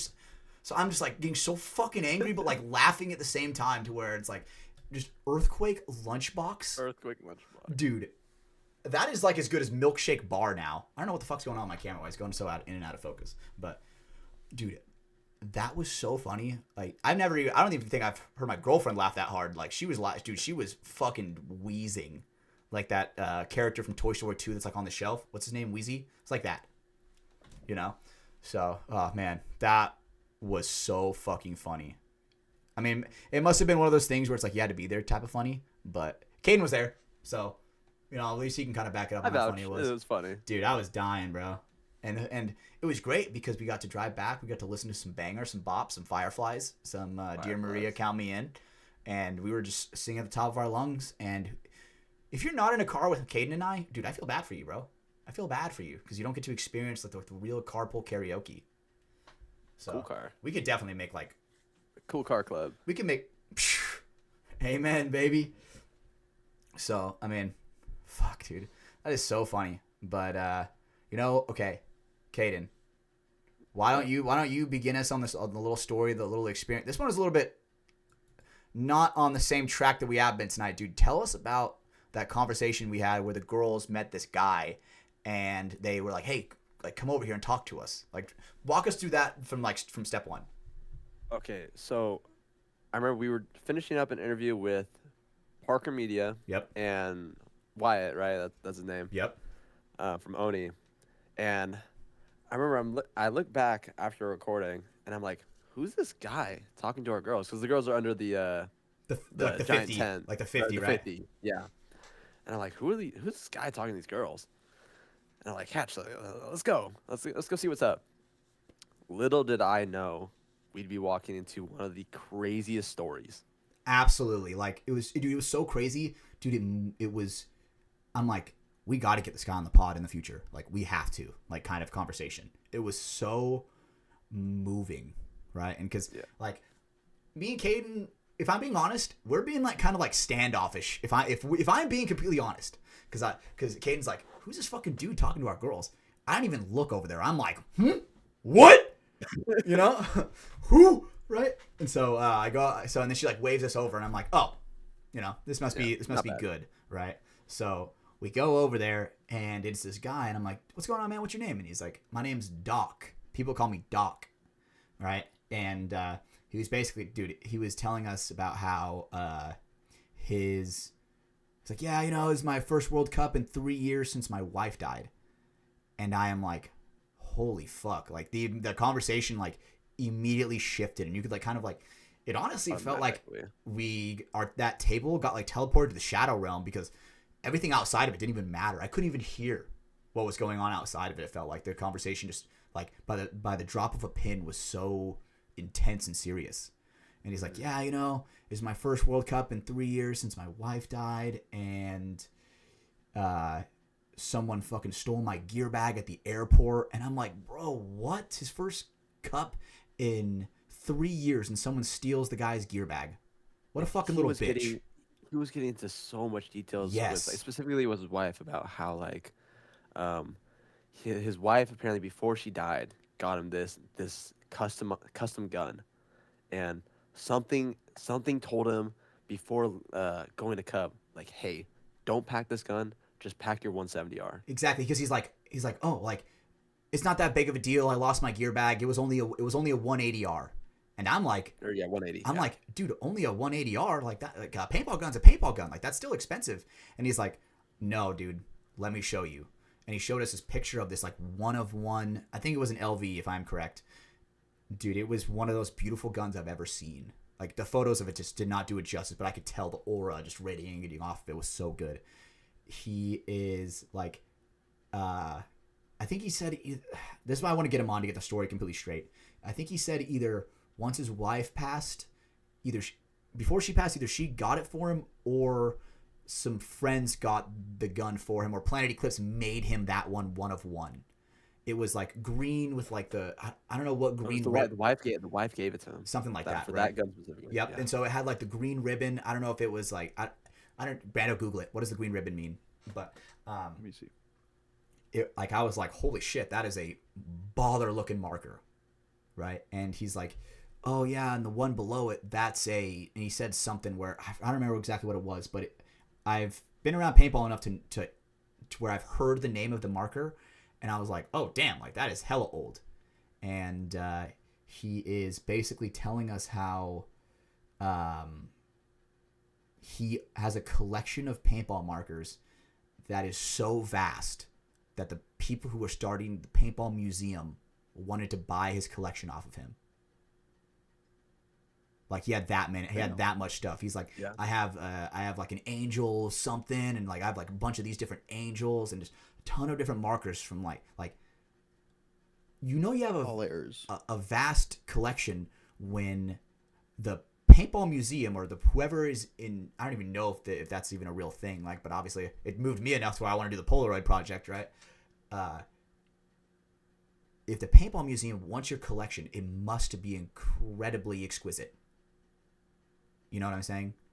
So yeah. And it's either gonna be so vast or you have like some really special things. Yes, very, very special guns. And so when he told us that his gear bag got stolen, right? He's like, oh dude, like thank God it was the 170R. But the way he was talking about it, like, I mean, Caden, you gotta kind of refresh my memory on some of this conversation, because it was almost like inspirational, because he was talking about how, like, even with everything happening, like personally, like if my gear bag got stolen, I would want to fucking kill myself. I'm pissed. But he's talking about like he's here to have a good time. Like his even like when like his wife died, like he had paintball players like supporting him. Like his room was filled with paintballers. Yes, his first time home. Even I got he said his first time home, like when he got home after his wife passed, there were paintball players everywhere at his house. Mm-hmm. Right, dude, bro, I got goosebumps like even like thinking about it, because it's like, bro, it took me on a trip for a second where it's like, if I'm being honest, bro, I'm gonna be honest, I'm gonna be vulnerable here, bro. I cried. I was instantly like, I couldn't even imagine if that was my person, like it was so tragic, but the way he was handling it was like, absolutely. He was definitely holding it together. 100%. And the gear bag, something that would upset us so much, was like nothing to him, because he's been through so much, and that spoke a lot of volume to me, because I was like, holy shit, like this guy has some stories that like I really want to get into. And he was like, do you know a guy named Chris Rangel? And I'm like, I do know that guy. That's the pretty sure that's the owner of Under Industries and Veteran Militia, or he's like a huge part in Veteran Militia, right? And he's basically saying how he was Chris was one of the guys that really pressured him to get out to World Cup. And he's like, and here I am. So it was just one of those stories that, if I'm being honest, like I'll never forget, because it was absolutely incredible. because the photos that he was showing us of his collection and just the information that he was giving us, I was like, man, this guy has seen some shit, and he's been in the game a long, long time. What did he say? He's like, oh yeah, my first World Cup was in like, what did he say, like 86 or something like that, Caden? Something way beyond New York, yeah. Dude, he was like, yeah, like my first World Cup was 86, and I never left paintball until my wife died.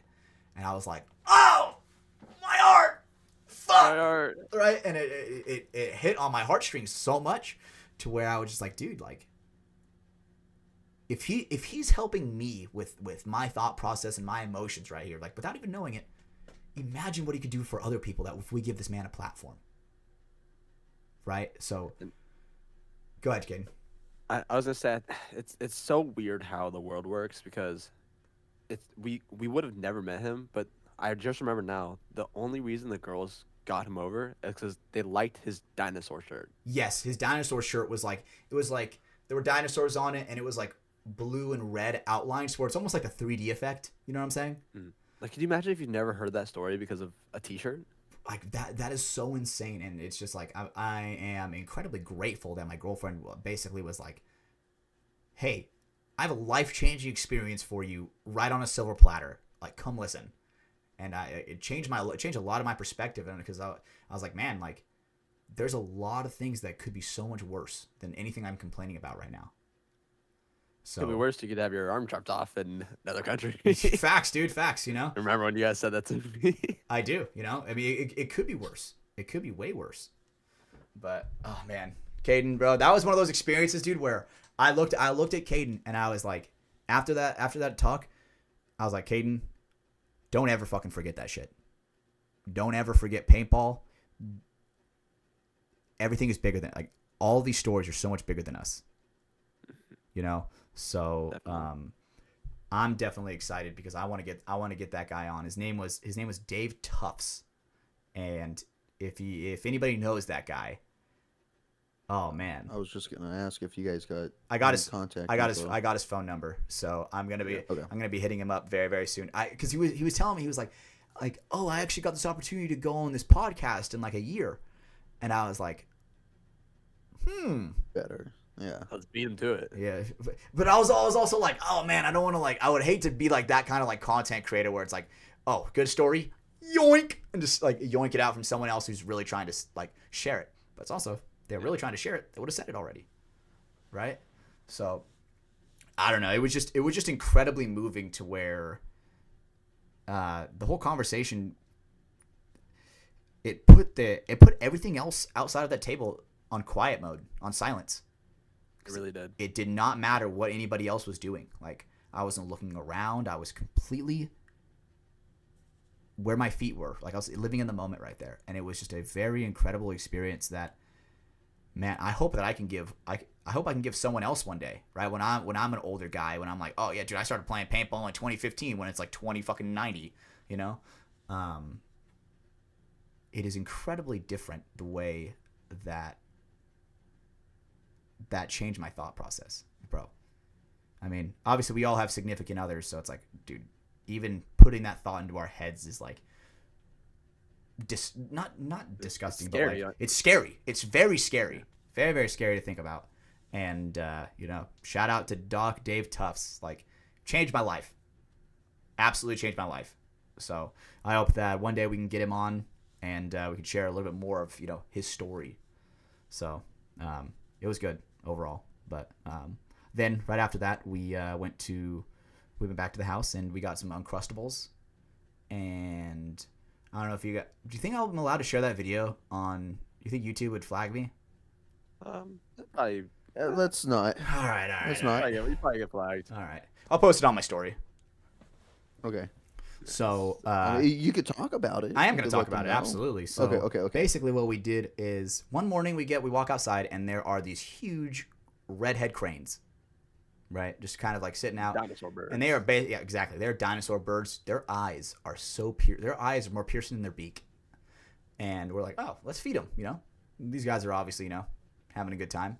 So when we go back, I get an Uncrustable and I'm like, oh, feed it. And I'm like, all right, guys, let's really test it. And I put it in my mouth, and everybody's like, no, Hatch, no. The thing's gonna fucking peck your eye out. And I'm like, fine. So I put the Uncrustable on my, like, in between my butt cheeks. Right? And logically, right? Because the thing is, if it's gonna peck Just to beak up the butt. if anything, it's getting cheek. If it gets raw whole, he's aiming for it. First of all, but dude, because I'm giving him a little bit. You know, their mouths are probably getting dry from the peanut butter, and I'm like slowly like wagging my tail, like with an Uncrustable tail, you know. And the bird is like slowly like inching closer, but he's just like not taking it out of my butt, you know. So I'm just like, all right, fuck it. So I just grab it and give it to him, and he just started pecking at it. But you know, I feel like everybody on the team has to have that one guy. He was a picky eater. He's like, I don't eat where you shit. You know that saying was like, you don't shit where you eat. I don't eat where you shit, buddy. You know, but oh man, dude, Boyz. Okay, sorry, I'm kind of like, it's hard to like keep the momentum going and like segue it. I gotta learn, right? We're growing pains, boys, growing pains. But yeah, I want to talk about this before I have to go. Yes, I'd love to. Something new we saw at the NXL. Brando, I'm sure you probably passed by it. I don't know if you stopped there, but there was a tent for a TCG Kickstarter. Oh yes. For a paintball game. So basically, we stopped by this tent, and this guy I saw cards and I was like, "What's that?" And the guy's like, "This is Paintball Royale. Like, we're doing a Kickstarter. It's gonna be basically like Hearthstone, which is like a card game from Blizzard about Magic the Gathering, any TCG, and it's gonna have paintball history in it. So I actually have cards here, little Paintball Royale cards, and there's just stuff of like Shelda. There's like paint boxes, Pony Boy. That's for Crystal Soya.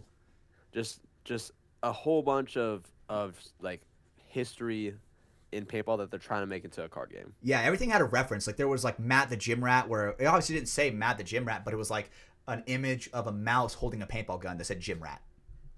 Right? Or what was another one that was like really, really good? Okay, so there was this one where it's like Doo-Doo Brown. There was a Doo-Doo Brown gun, super good, right? There was one where it was like the Hydra, and it was obviously the play on the Hydra fit, right? Where it showed this green Hydra monster like destroying paintball fit, like the field. You could tell it was paintball fit because like the way the structures are of the buildings. So it was very, very cool to see how many references that they had. There were what was another one, Caden? They had the Crystal Soya with like the super dope like graphic background with like the Miami. I think. Well, they had different classes. They had stuff from Speedball. They had Woods Ball. And then Machine. Like, Machine like mech. Like mech. And then like the Legends, like Legends or Legacy. Legends. Something like that, where you could have like there was one where it was like White Cloud, and I think it was a dinosaur or something like that. Oh. Or like a dragon. Obviously for Oliver Lang, right? Yeah. There's like Dragon Hunters. I can't even get in that. Right, but man, so tomorrow I'm gonna be posting a little reel about it. I'm gonna post like the raw interview that we had with the guy when he was kind of like showing us and introducing us. So look out for that on Instagram tomorrow.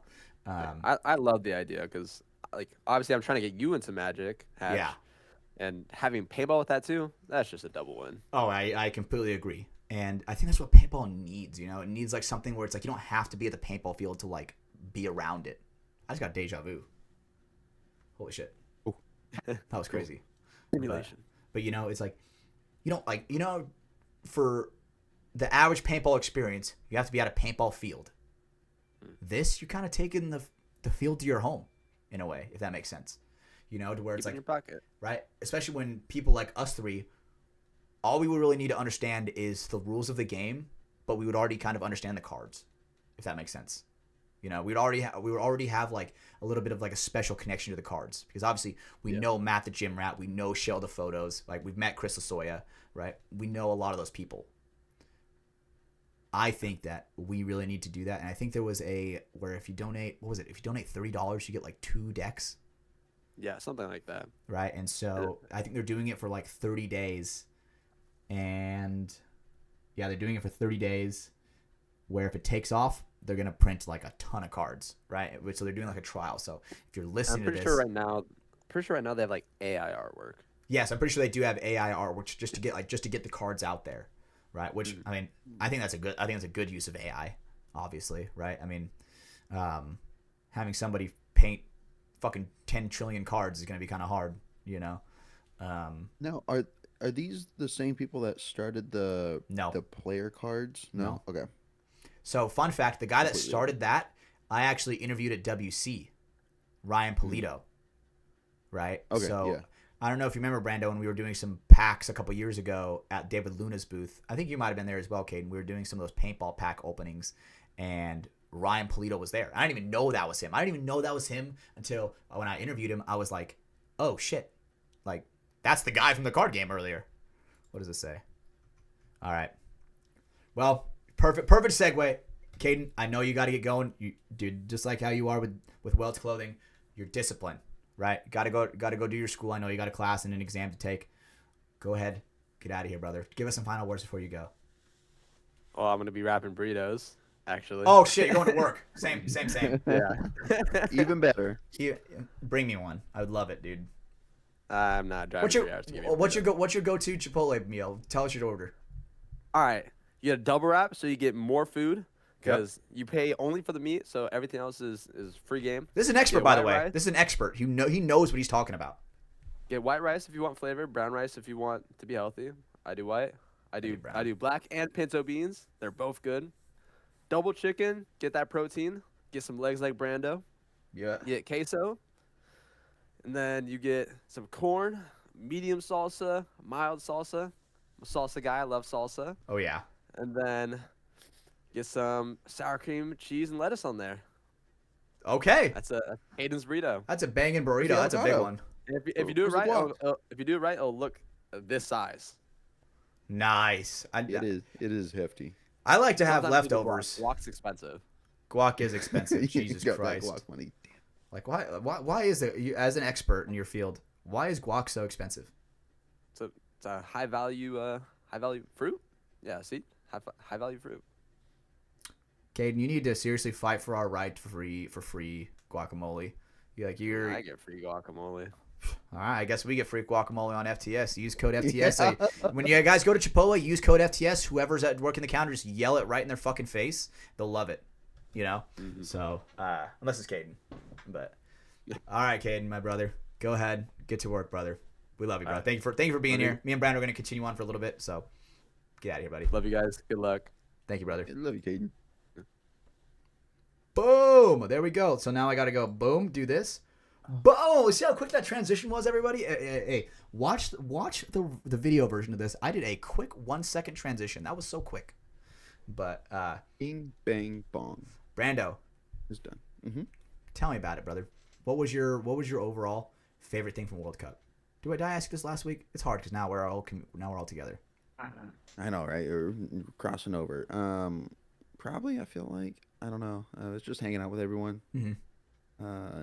Spending damn near a whole week with everyone, with each other, right? It's usually we get most of the time a weekend, if not just one day, and then until tournaments. But the World Cup's extra long, an extra day, extra 2 days, whatever. It's a damn near a whole week. So I always like that, just being around everyone, whether we're playing or not.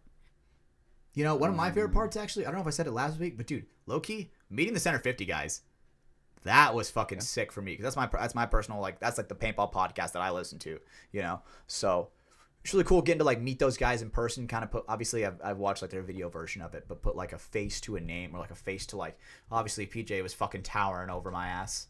So He was way lot fucking bigger taller than I thought. Holy shit, bro. If I was a fucking beast, you know? And, you know, overall, though, dude, it feels good to kind of, like, be back home. Obviously, we're going to take, like, a week or two off, kind of, like, rejuvenate the senses. I'll probably go out to my local field. As long as it's not too foggy, because it's, like, super out in, like, the agriculture. As long as it's not too foggy, I'll go out, shoot some cones. But, you know, it's going to be good to, like, spend some time with some family with the holidays coming up. Thanksgiving is literally this week. That kind of snuck up on us right after Cup. Yeah, You know? yeah, because it's closer. Cup was a week later What are you doing for than Thanksgiving? usual. Yeah, we don't know. Or might go to my sister's during the day, like a brunch thing. But and then we have Michelle's family's dinner at night. Usually around like 8 o'clock or so. Yeah, when everyone's free. Mm-hmm. And yeah, well, we probably won't be there too late because they have little kids and stuff, so they got to get to bed. But yeah, not much going on. So the first one without like my dad and his cooking and everything, we'd either go up to his place or we'd all meet at my sister's and Is have that some rough? family dinner. No, I don't think so. It's just odd, just not having his delicious um, cornbread dressing that everyone loves. But I what do you haven't guys had a doing? dad forever. You'll probably forget about it, so don't worry about Yeah. it. You know. What do you guys got going? So it's very interesting because me and my girlfriend, we like merge our families together, right? And Mhm. which I mean, me and my family, it's basically just me and my mom, right? I take care of my grandparents. I like I make food, take it over to them, right? Because they're homebodies. They're not going out anywhere, Yeah. right? So I merge my mom with my girlfriend's family, which is a very interesting dynamic, right? Obviously, you know my mom, Brando, and my girlfriend's family is very different for sure, right? So it's a little bit of a clash at first, but it's honestly, for me, it's scary because I'm like, oh God, my mom is fucking crazy, but I love her to death, right? So it's something I've never done before besides like this. Like, I never did it with any of my ex-girlfriends or anything like that. I was like, I'm keeping that shit separate forever. But now, I'm a man, bro. I'm a man, boys with a Z. It's crazy to think about that I'm a man now, thinking that, got to deal with all this bullshit of bringing families together. But, Mm-hmm. I'm just overall excited because I'm like 50-50 if my girlfriend's family likes me. They either love me or they're like still like kind of timid, like testing the waters with me, because they see online and they're like, oh well, who's this guy online? He looks fucking crazy online, right? But I mean, I'm not gonna be crazy at a Thanksgiving dinner, I'm not gonna be a fucking megaphone yelling out the raffle, No, you know. So I mean, you were you were saying what were you saying at Wong's party? I eat ass. I eat oh ass. yeah, yeah, We yeah, eat yeah, yeah. ass. Oh dude, when I took that fucking fat ass thing of helium. Oh my god. So there were some helium balloons that I took some huge hits off of helium balloons, and I'm like, I eat ass, and like as loud as I could with like the most like high pitched helium voice ever. What was the other one that I said? I said something else that was pretty funny. With the what was it, dude? I don't remember. I don't The remember. important thing is that Damn. we made sure that everybody knows that we eat ass, right? Oh, dude. Okay, thank you. That reminds me. During the Capital Edge anniversary, we're all huddled up, and I think we're huddled up with it's like you, me. I think you were there, right? Yeah. Your coworkers were there, right? Yeah. Right, and basically us on the DMG. Caden was there. My girlfriend was there. I'm like, and my girlfriend's like, oh, bring it in. Let's make a chant. And I'm like, oh, hell yeah. I'm like, all right, guys.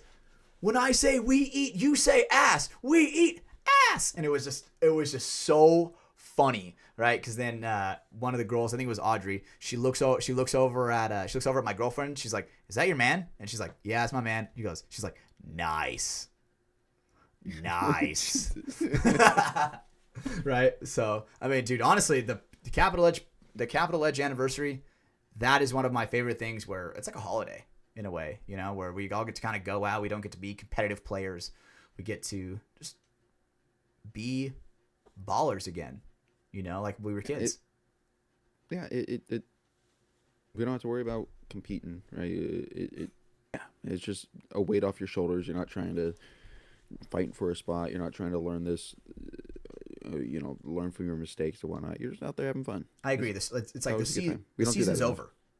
The season's over. It's like the entire season we have been grinding every single weekend to try to achieve this goal of becoming a good team and winning a semi-pro event.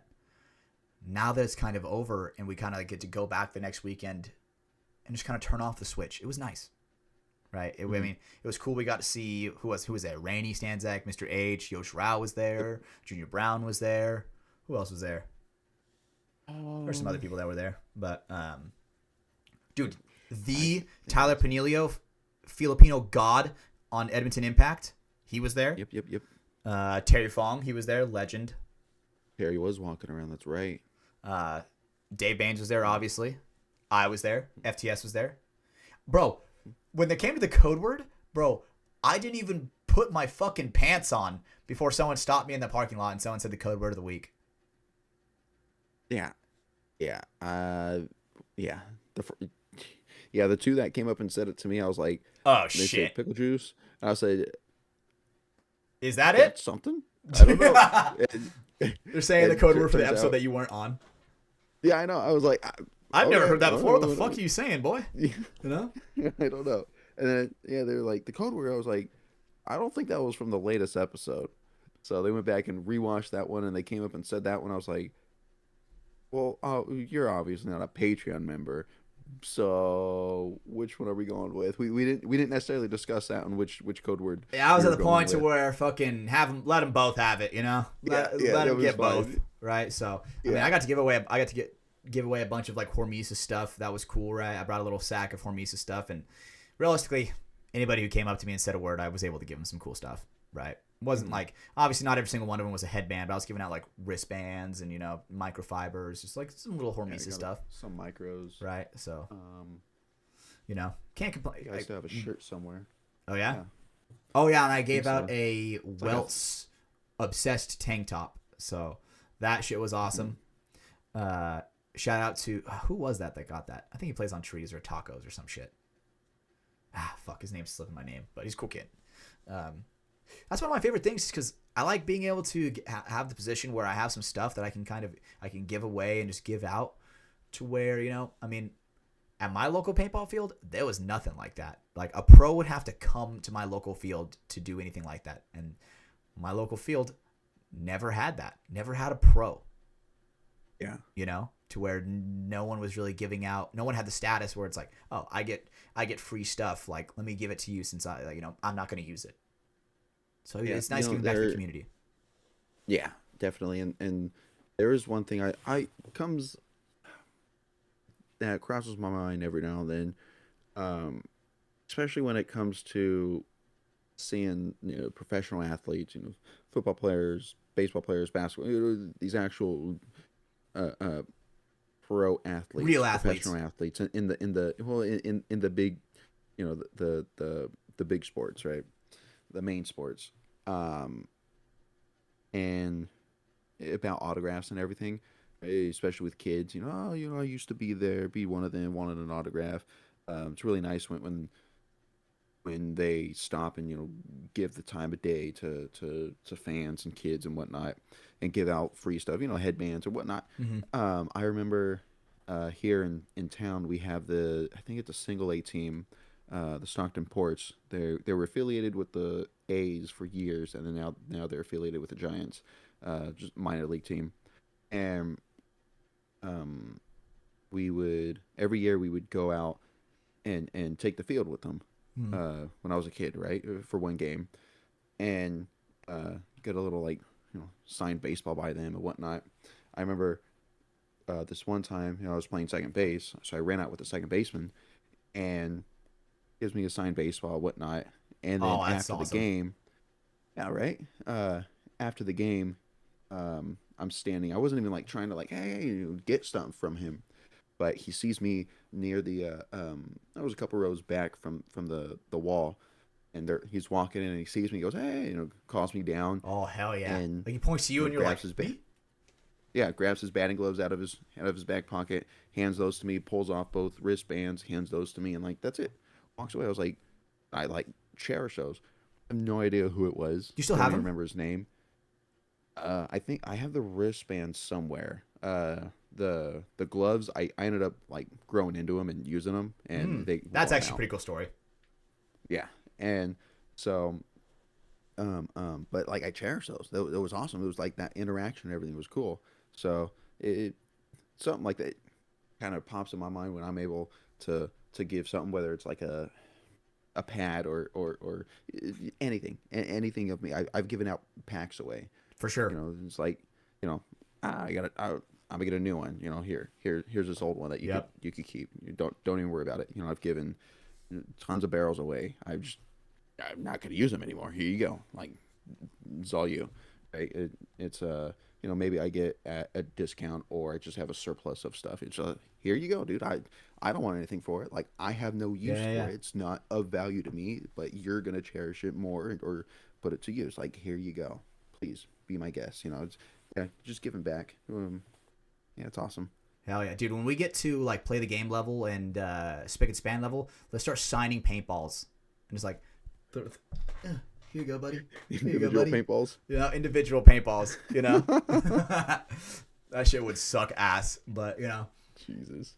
I mean, that is fucking sick. So you don't remember who that player was that you got the gloves from at all? Nah, not at all. No. I feel like we should low-key. I feel like if we were to like go to like database, like be like, hey, who played on this team this year to this year? We actually could probably find it out. Maybe I just don't even remember like the exact. What do you look like? Let's narrow it down. Skin color. Yeah, a white guy. Oh, white guy. Boom, cuts it in half. Words. Stockton ports. Let's see. Number 7. I think it was number 7. Is that number the most impactful thing you've ever gotten from like a sporting event? I think so. Yeah. That's cool. I'm trying to think. Yeah, I believe so. Never got a game ball in anywhere. That would have been really cool. Yeah. No glove, no bat. Those. Yeah, it was you know, because he like had a brief connection with him for like 5 minutes, right, out on the field. That was it, and you just call me down. Here you go. Again, it was nothing of him. Whatever. There's one kid that he's gonna see briefly for one night, and then whatnot, and then maybe another kid the next week because another little league is gonna do the same thing, right? So again, he probably thought nothing of it, but it for me, it like, you know, still to this day kind of carries some weight. Absolutely. I mean, shit, dude. One way how I can like picture how we can do that is we need to collab with, obviously with our sponsors, with Hormesis and Welts. But dude, we need to get some stuff from them. And imagine we go out to the next event, right? The next NXL, and while the finals are going on at that halftime, we just go out there and we're just throwing shirts out. Let's like throwing FTS shirts out or something like that. You know, that's what I think. That's like a project that we need to work on. Like, we should try to make something where we are able to do that. You know, because I feel like that's one thing that paintball is like really missing, is like that connection with the stands, right? I feel like at some point people or players are like, oh, the stands are fucking annoying because they're just yelling in the finals. You know, obviously people are cheering for their team, but a lot of times people are just fucking yelling. You can't hear shit that's going on. So I feel like that's what we need as like a sport. You know, more spectator friendly things. Okay, and also I'm talking on like the grandstands part, not the VIP. They got shade. That's enough. They don't need anything. They don't need any more. They have shade. Maybe we should start throwing out umbrellas like javelins. You know, keep the umbrellas closed and just throw them out like javelins. Hopefully somebody catches it and not gets impaled. God, you would hope so. But are you still looking for the guy? Damn. I'm looking, yeah, but what the hell is this shit? Pornhub. The hell? Damn, this doesn't have pictures of them. Oh, that sucks. Yeah, I don't think there's not going to be any pictures of them. Well, AA, AAA. Well, Brando, the important thing is that you remember him, and now the way I'm picturing in my mind of the way you're picturing it in your mind is not this just baseball player with a blank face. I'm just like, what the fuck is that? Because I want to know what he looks like. You know, I want to know who it is. Right. White guy, short blonde hair. White guy, short blonde hair. Ellen DeGeneres. Yeah, close. Same, but different, right? But yeah. Different. But all right, guys. I think realistically, we talked about everything we want to talk about, and man, Brando, what a fucking eventful weekend! What an eventful 2 weeks this has been, and dude, this off season is already becoming crazy. I'm excited for what we get into next season, whatever it is. You know, very excited to compete because you know I ain't hanging it up until it kills me. You know what I'm saying? So Yeah. feels good. It feels good to be back home and kind of like adjusting back to real life. You know. But I miss paintball. I miss the boys. It feels weird when we don't get to see each other for a long period of time. Here I counted it. Let me count it really quick. So 1, 2, 3, 4, 5. Was it 5? 5 weekends of straight like double days of paintball. Like there's been over a month since we've had a free weekend. For sure. And the one free weekend I did have, I was enslaved by my girlfriend to go do some beach stuff. No, I'm just kidding. I loved it. It was so much fun. But it's so interesting because I remember my girlfriend's like, hey, like, what are you doing this weekend? I'm like, I don't have free time I don't have a free weekend until like 2 weekends after the event. Thanksgiving. Yeah. You know? Yeah. And it's such a pleasure to be busy. It's such a pleasure, the fact that I get to be busy, not only busy, but I get to be with the people that I want to be around. You know, these are the people that I choose to be around. You know, some people when it comes to like their pro level, eventually they're not playing with their friends anymore. They're just like a hired gun on a team. That sounds horrible. That is not what I want. So Yeah, it's some people don't have that pleasure. Don't doing what they want, staying busy. I mean, look, there's nothing wrong with it if you enjoy it. Just if you like being at home. I like being at home and not doing anything when I can. But, hell yeah. But not day in and day out. You know, sometimes people don't have hobbies, or their hobby is sitting at go home, home and doom sit at scrolling, home and watch some. Yeah, it's like TikToks. Damn, they don't know. I mean, I think look, we all do that, but not you know, we have other stuff going on. Thankful for that. But one more thing before we head out. Yep. I forgot Okay. to touch from the Jack's Box games or whatever. Okay. One of the questions for that was prompted to us was, what's your favorite podcast? Right? Mm-hmm. Yeah. So I'm like, oh, You didn't say PKA, did you? yeah. No, I didn't. I put from the sidelines, obviously. You know, Wong's there, Michelle's there, and you know everyone else there. I wouldn't expect them to put from the sidelines or whatever, but you know, or even know about it. Maybe Wong's wife Abby might know, but you know, just from word of mouth. So I put it. Everyone puts their answers, whatnot. Mine's like the first one that turns over from the sidelines. Hell yeah. Yeah. You know, other ones turn over, and then I see, the center 50. I was like, oh, Oh! yeah, all right, that was Wong. No, I know that was For sure, Wong. Wong. The very last one, play the game. Son of a bitch. I like immediately like Michelle. Oh, motherfucker. She is busted up laughing. Nah, that is fucking funny, dude. If I was there, holy shit, I would have exploded laughing. Ugh. Yeah, that was good. Like, oh, god damn it. That is funny. Did FTS win? Hell no. Fuck. I don't even remember what won. Fuck. I don't know what won. Well, we'll just say FTS won. We'll just say that. Yeah, obviously. You know. So. Yeah, look. FTS and the center 50 tied in that one. So. Oh, of course. We're hand in hand, dude. What's the shaking hands emoji? That's us in the center 50. You know. Mm-hmm. We are one. You know, I'm sad we didn't get. Dude, there was actually time after we got out of paintball jail where me and Caden were hanging out with the center 50 guys for like probably like 45 minutes, and we were just like kind of like shooting the shit, talking shop about like, you know, just guests and people who've ghosted them and people who've ghosted us. It's a very funny dynamic that we have with those guys, and you know, it's nothing but love with those guys, and you know, eventually, I mean, I think it would be sick. You know how, okay, obviously I'm not trying to relate it to Joe Rogan, but I'm gonna do it anyway.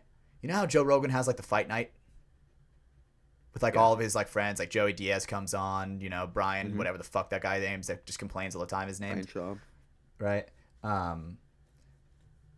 What the fuck? Who's calling me, bro? Oh, fucking goofies.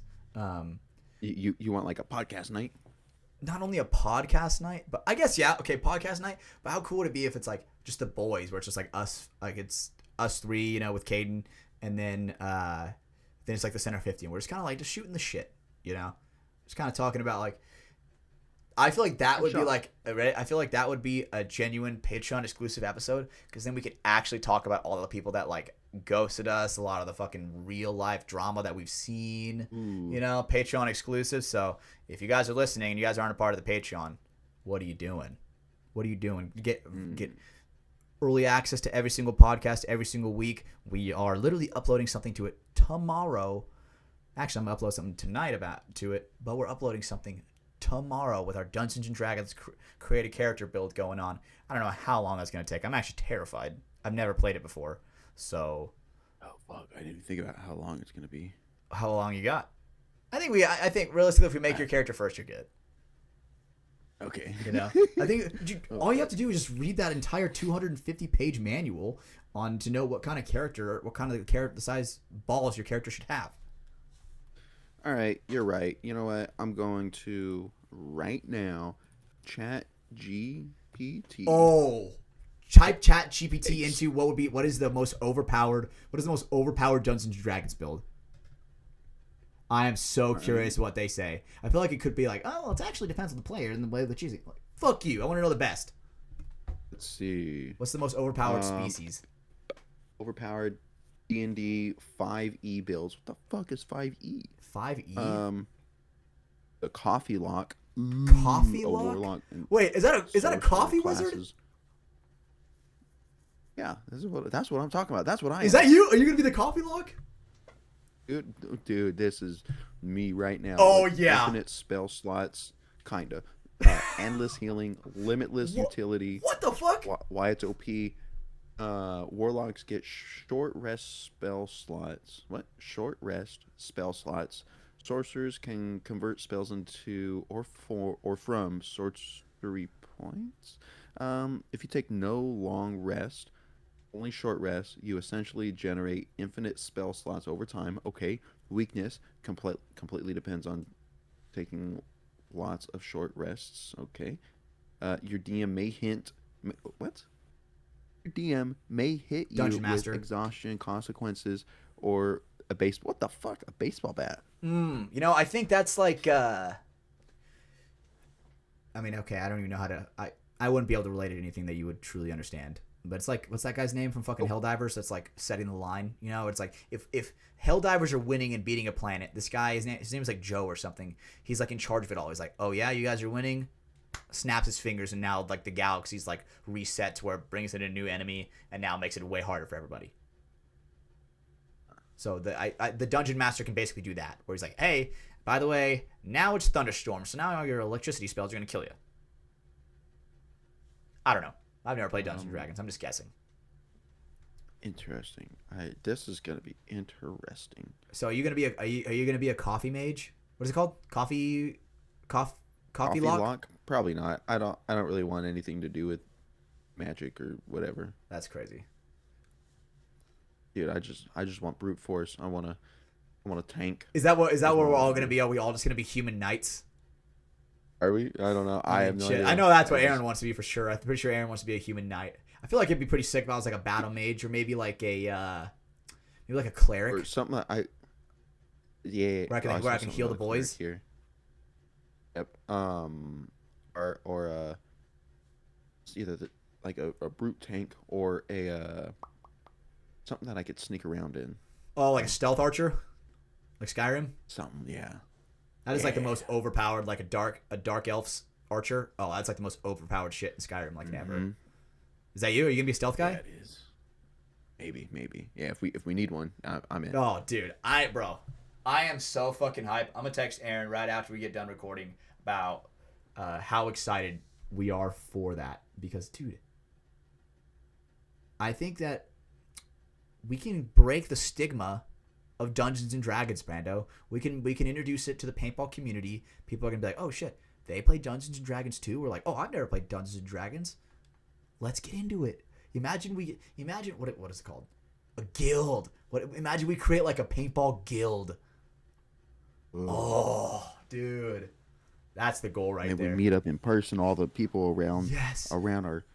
That's it's like we have these big games, but guilds versus guilds. You know. Holy fucking shit, Brando, you're onto something, bro. Dude, we could totally do that, bro. Imagine it's like you, me, and Caden and Aaron versus like the fucking Missouri All Stars or some shit. They're Dungeons and Dragons builds. Dude, Todd Boyer's like, yeah, I'm a fucking, I don't know, fire mage. What would Todd Boyer be? Fire mage for sure. Fire mage, yeah. Fire mage. Seems up that alley, I guess. All right, let's try to. Okay, before we go, now I gotta guess some other paintball players' builds. Oh, Jesus. All right, let's hold on. Name a player, Brando, and I'll try to name a build. Oh, Matt the Gym Rat. There you go. Matt the Gym Rat. Talked about him earlier. End of the show. Without a doubt, he is a.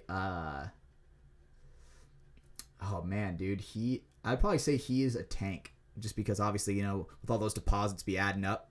I feel like he would definitely be a tank. Okay. Like I think he would be a human tank, not like an elf or like an orc or anything like that. I feel like he would be a human, but just like motherfucker doesn't even wear armor. The swords just bounce off his washboard abs. Another deposit, motherfucker. Shink. All right. Okay. What? All right. One more. What would Austin Oni's guild be? What would their guild be? Yeah. I mean, shit, dude. What guild would they be? I mean, okay. I feel like if I were to say like a samurai guild, that'd be like way too easy if I were to say that. I would probably say like a maybe like, okay, I obviously don't know much about Dungeons and Dragons, but I feel like they could be like what is it? Necrophages, where they like control the dead. Oh. Okay. Where it's what's it called? Necromancers. I think that's what it's called, where you control the dead. Look that up. Look up if necromancers is in Dungeons and Dragons. See. Practitioner of necromancy from a magic involving communication with the dead. Yep. Reanimation of the corpse. Okay. Dude, yep. That's what Oni would be. Oni would be rising up from the fucking dead and creating a pro team to where Ryan still has to suck fucking all their cocks or whatever. Oh my god. rises from the dead into a pro team and just makes him gargle. Jesus. So, I mean, dude. Okay, I'm not even gonna lie, bro. I'm fucking hyped for tomorrow. So, make sure you guys, if you guys are listening now, go subscribe to the Patreon.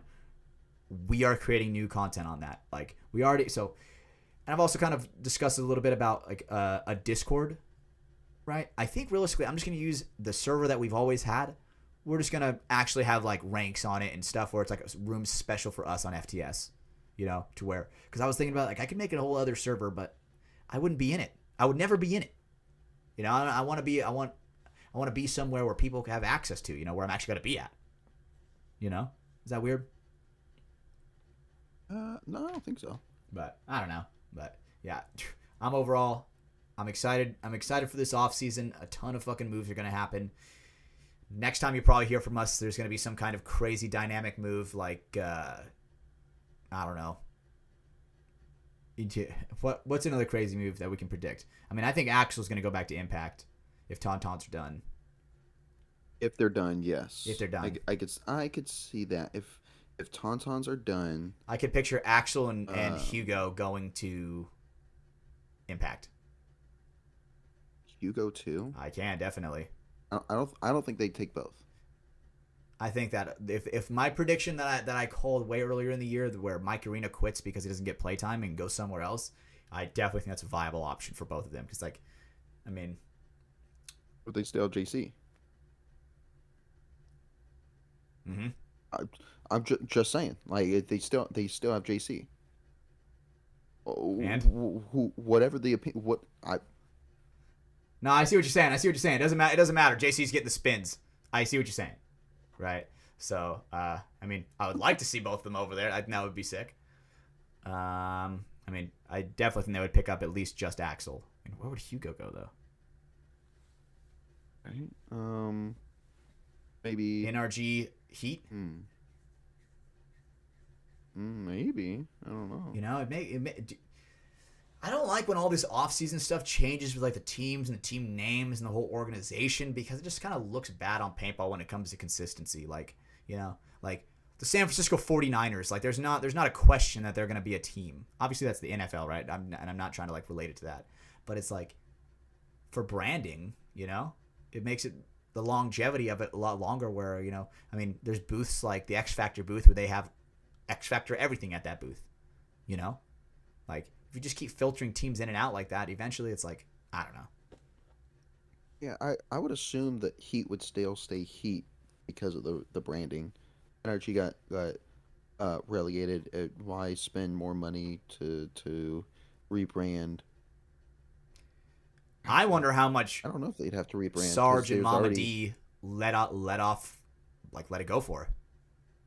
You know, if they're like kind of like truly backing out of Houston Heat, I wonder how much they sold it for. I don't know. I have no idea. That's a question that, you know, the world probably will never know. Yeah, was it the spot or everything connected with Houston? I mean, where's everybody on Heat gonna go? I mean, I could definitely see Ryan Moorhead retiring. I could definitely see Chad George retiring, which Chad George's a fucking beast. I actually think he's one of the greatest Snake players that, you know, it's just kind of tragic that he hasn't been able to get some of the ball rolling with Heat as of late, but he's a great player. One of my favorite players to watch ever. Mm-hmm.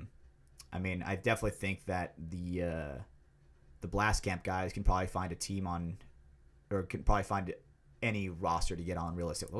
Those are all good guys, right? They didn't get very many spins on Heat because obviously they're letting the veterans fly, but I mean, I felt like they were starting. Soap and Jackson Frey were starting at World Cup. Were they?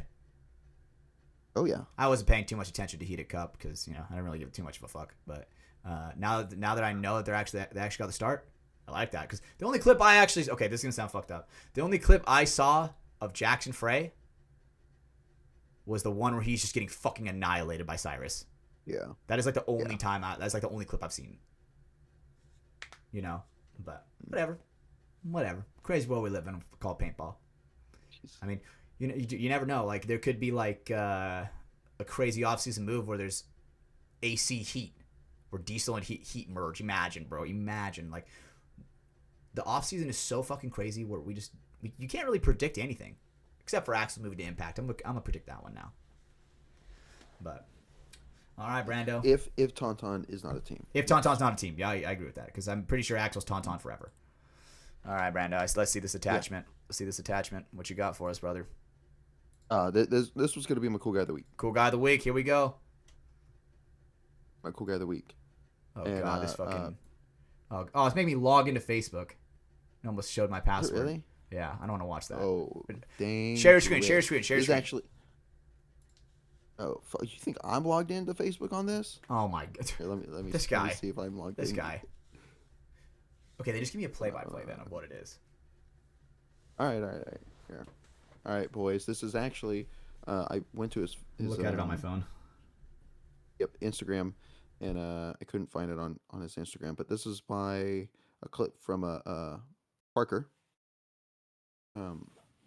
Sorry, Parker from what the fuck? Right, motherfucker.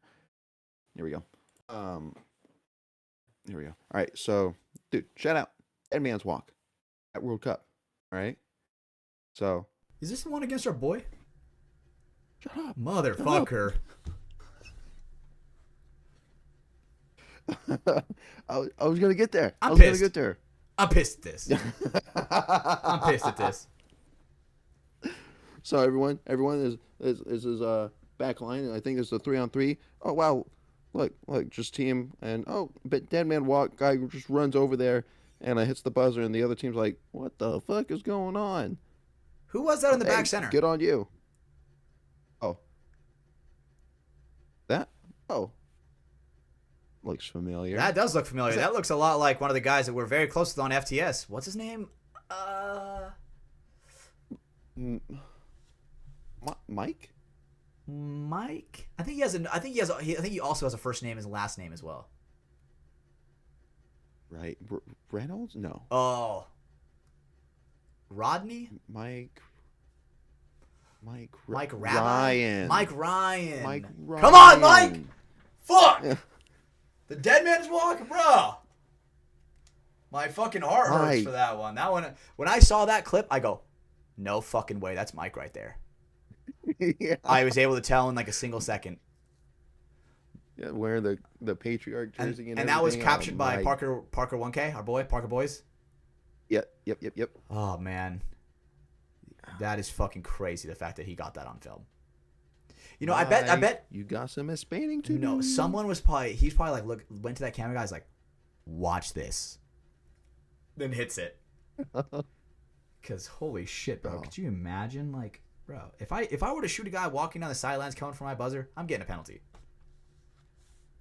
Yeah, I think you just put a ball on everyone. I agree. You see. I agree completely. Yeah, they're walking towards me. You're getting a ball. For sure. Everyone. Every single one. Every single one. Just one ball. Because the thing is, I'm not even trying to risk getting dead man's walked, especially since semi-pro. Boy, that would be crazy. But, I mean, Laughing stock. I wonder what the highest rank someone's pulled that off in. Like a dead man's walk. Maybe. D3? Oh. No way it's D2. I at least one has to sneak through D2. I'd say. You know, I'd say okay, it's incredibly hard. If anybody listening knows what the highest rank a dead man walk has actually been successful at, please let us know. You know, FTS facts, we'll say it was D3.5. In this like current era of paintball. Yes, in this current era of 'cause paintball. it probably happened in like pro woods ball. Hell yeah. Okay, hell yeah. Well, Brando, you're a cool guy of the week. Shout out to that guy fucking smacking Mike Ryan in the butt cheeks, his buzzer. You know, what the fuck. Yep. But all right, what's the code? What's the code word, brother? What you got? All right, there's since we had a anniversary talk, right, and Hatch said it early on. You know, hey, 18th year, finally legal. All right, that's the code word. Finally legal. Finally legal, right? So if you made it this far in the podcast, make sure you let us know in a message, in a comment, in a DM. Finally legal. So happy birthday, Capital Edge, one of our great sponsors. I'll start with that one since it's their birthday. Thank you to Capital Edge Paintball Park. We're gonna be there for a majority of the off season. We're just gonna take a couple weeks off, have our catch our breath, recover. Obviously, because a lot of us have been grinding every single weekend. It's nice to spend some time with the family, right? So, next sponsor, Welts Clothing. Thank you so much, Scott Stewart and Corey over there. They really help us out, right? What strap is that? Oh, that's a dude. You have all the good ones, the bro. Blue one. Dude, this is. I've been waiting to make a build with this. Yeah, that is incredibly nice. Does that have the blue stripe? Yep. Oh, that is sick. Okay, I like that a lot actually. Reminds me a lot of Cortana. Oh fuck, that is sick. And then last but not least, Hormesis Paintball. Brando's wearing a dope headband made from Hormesis right there. Shout out to Oliver and Alex for everything they do. Dan Napoli, I know that he's been kind of posting a little bit, not teasers, but he's like, hey, working on the Iron Kids right now, guys. So I'm incredibly excited for that to come out, and I'm excited for everything that Hormesis has to do in 2026. So we appreciate you guys. If you guys are listening to this, make sure you message us. Finally legal, and made it this far. We love you guys. Thank you so much for watching. Peace out. Bye.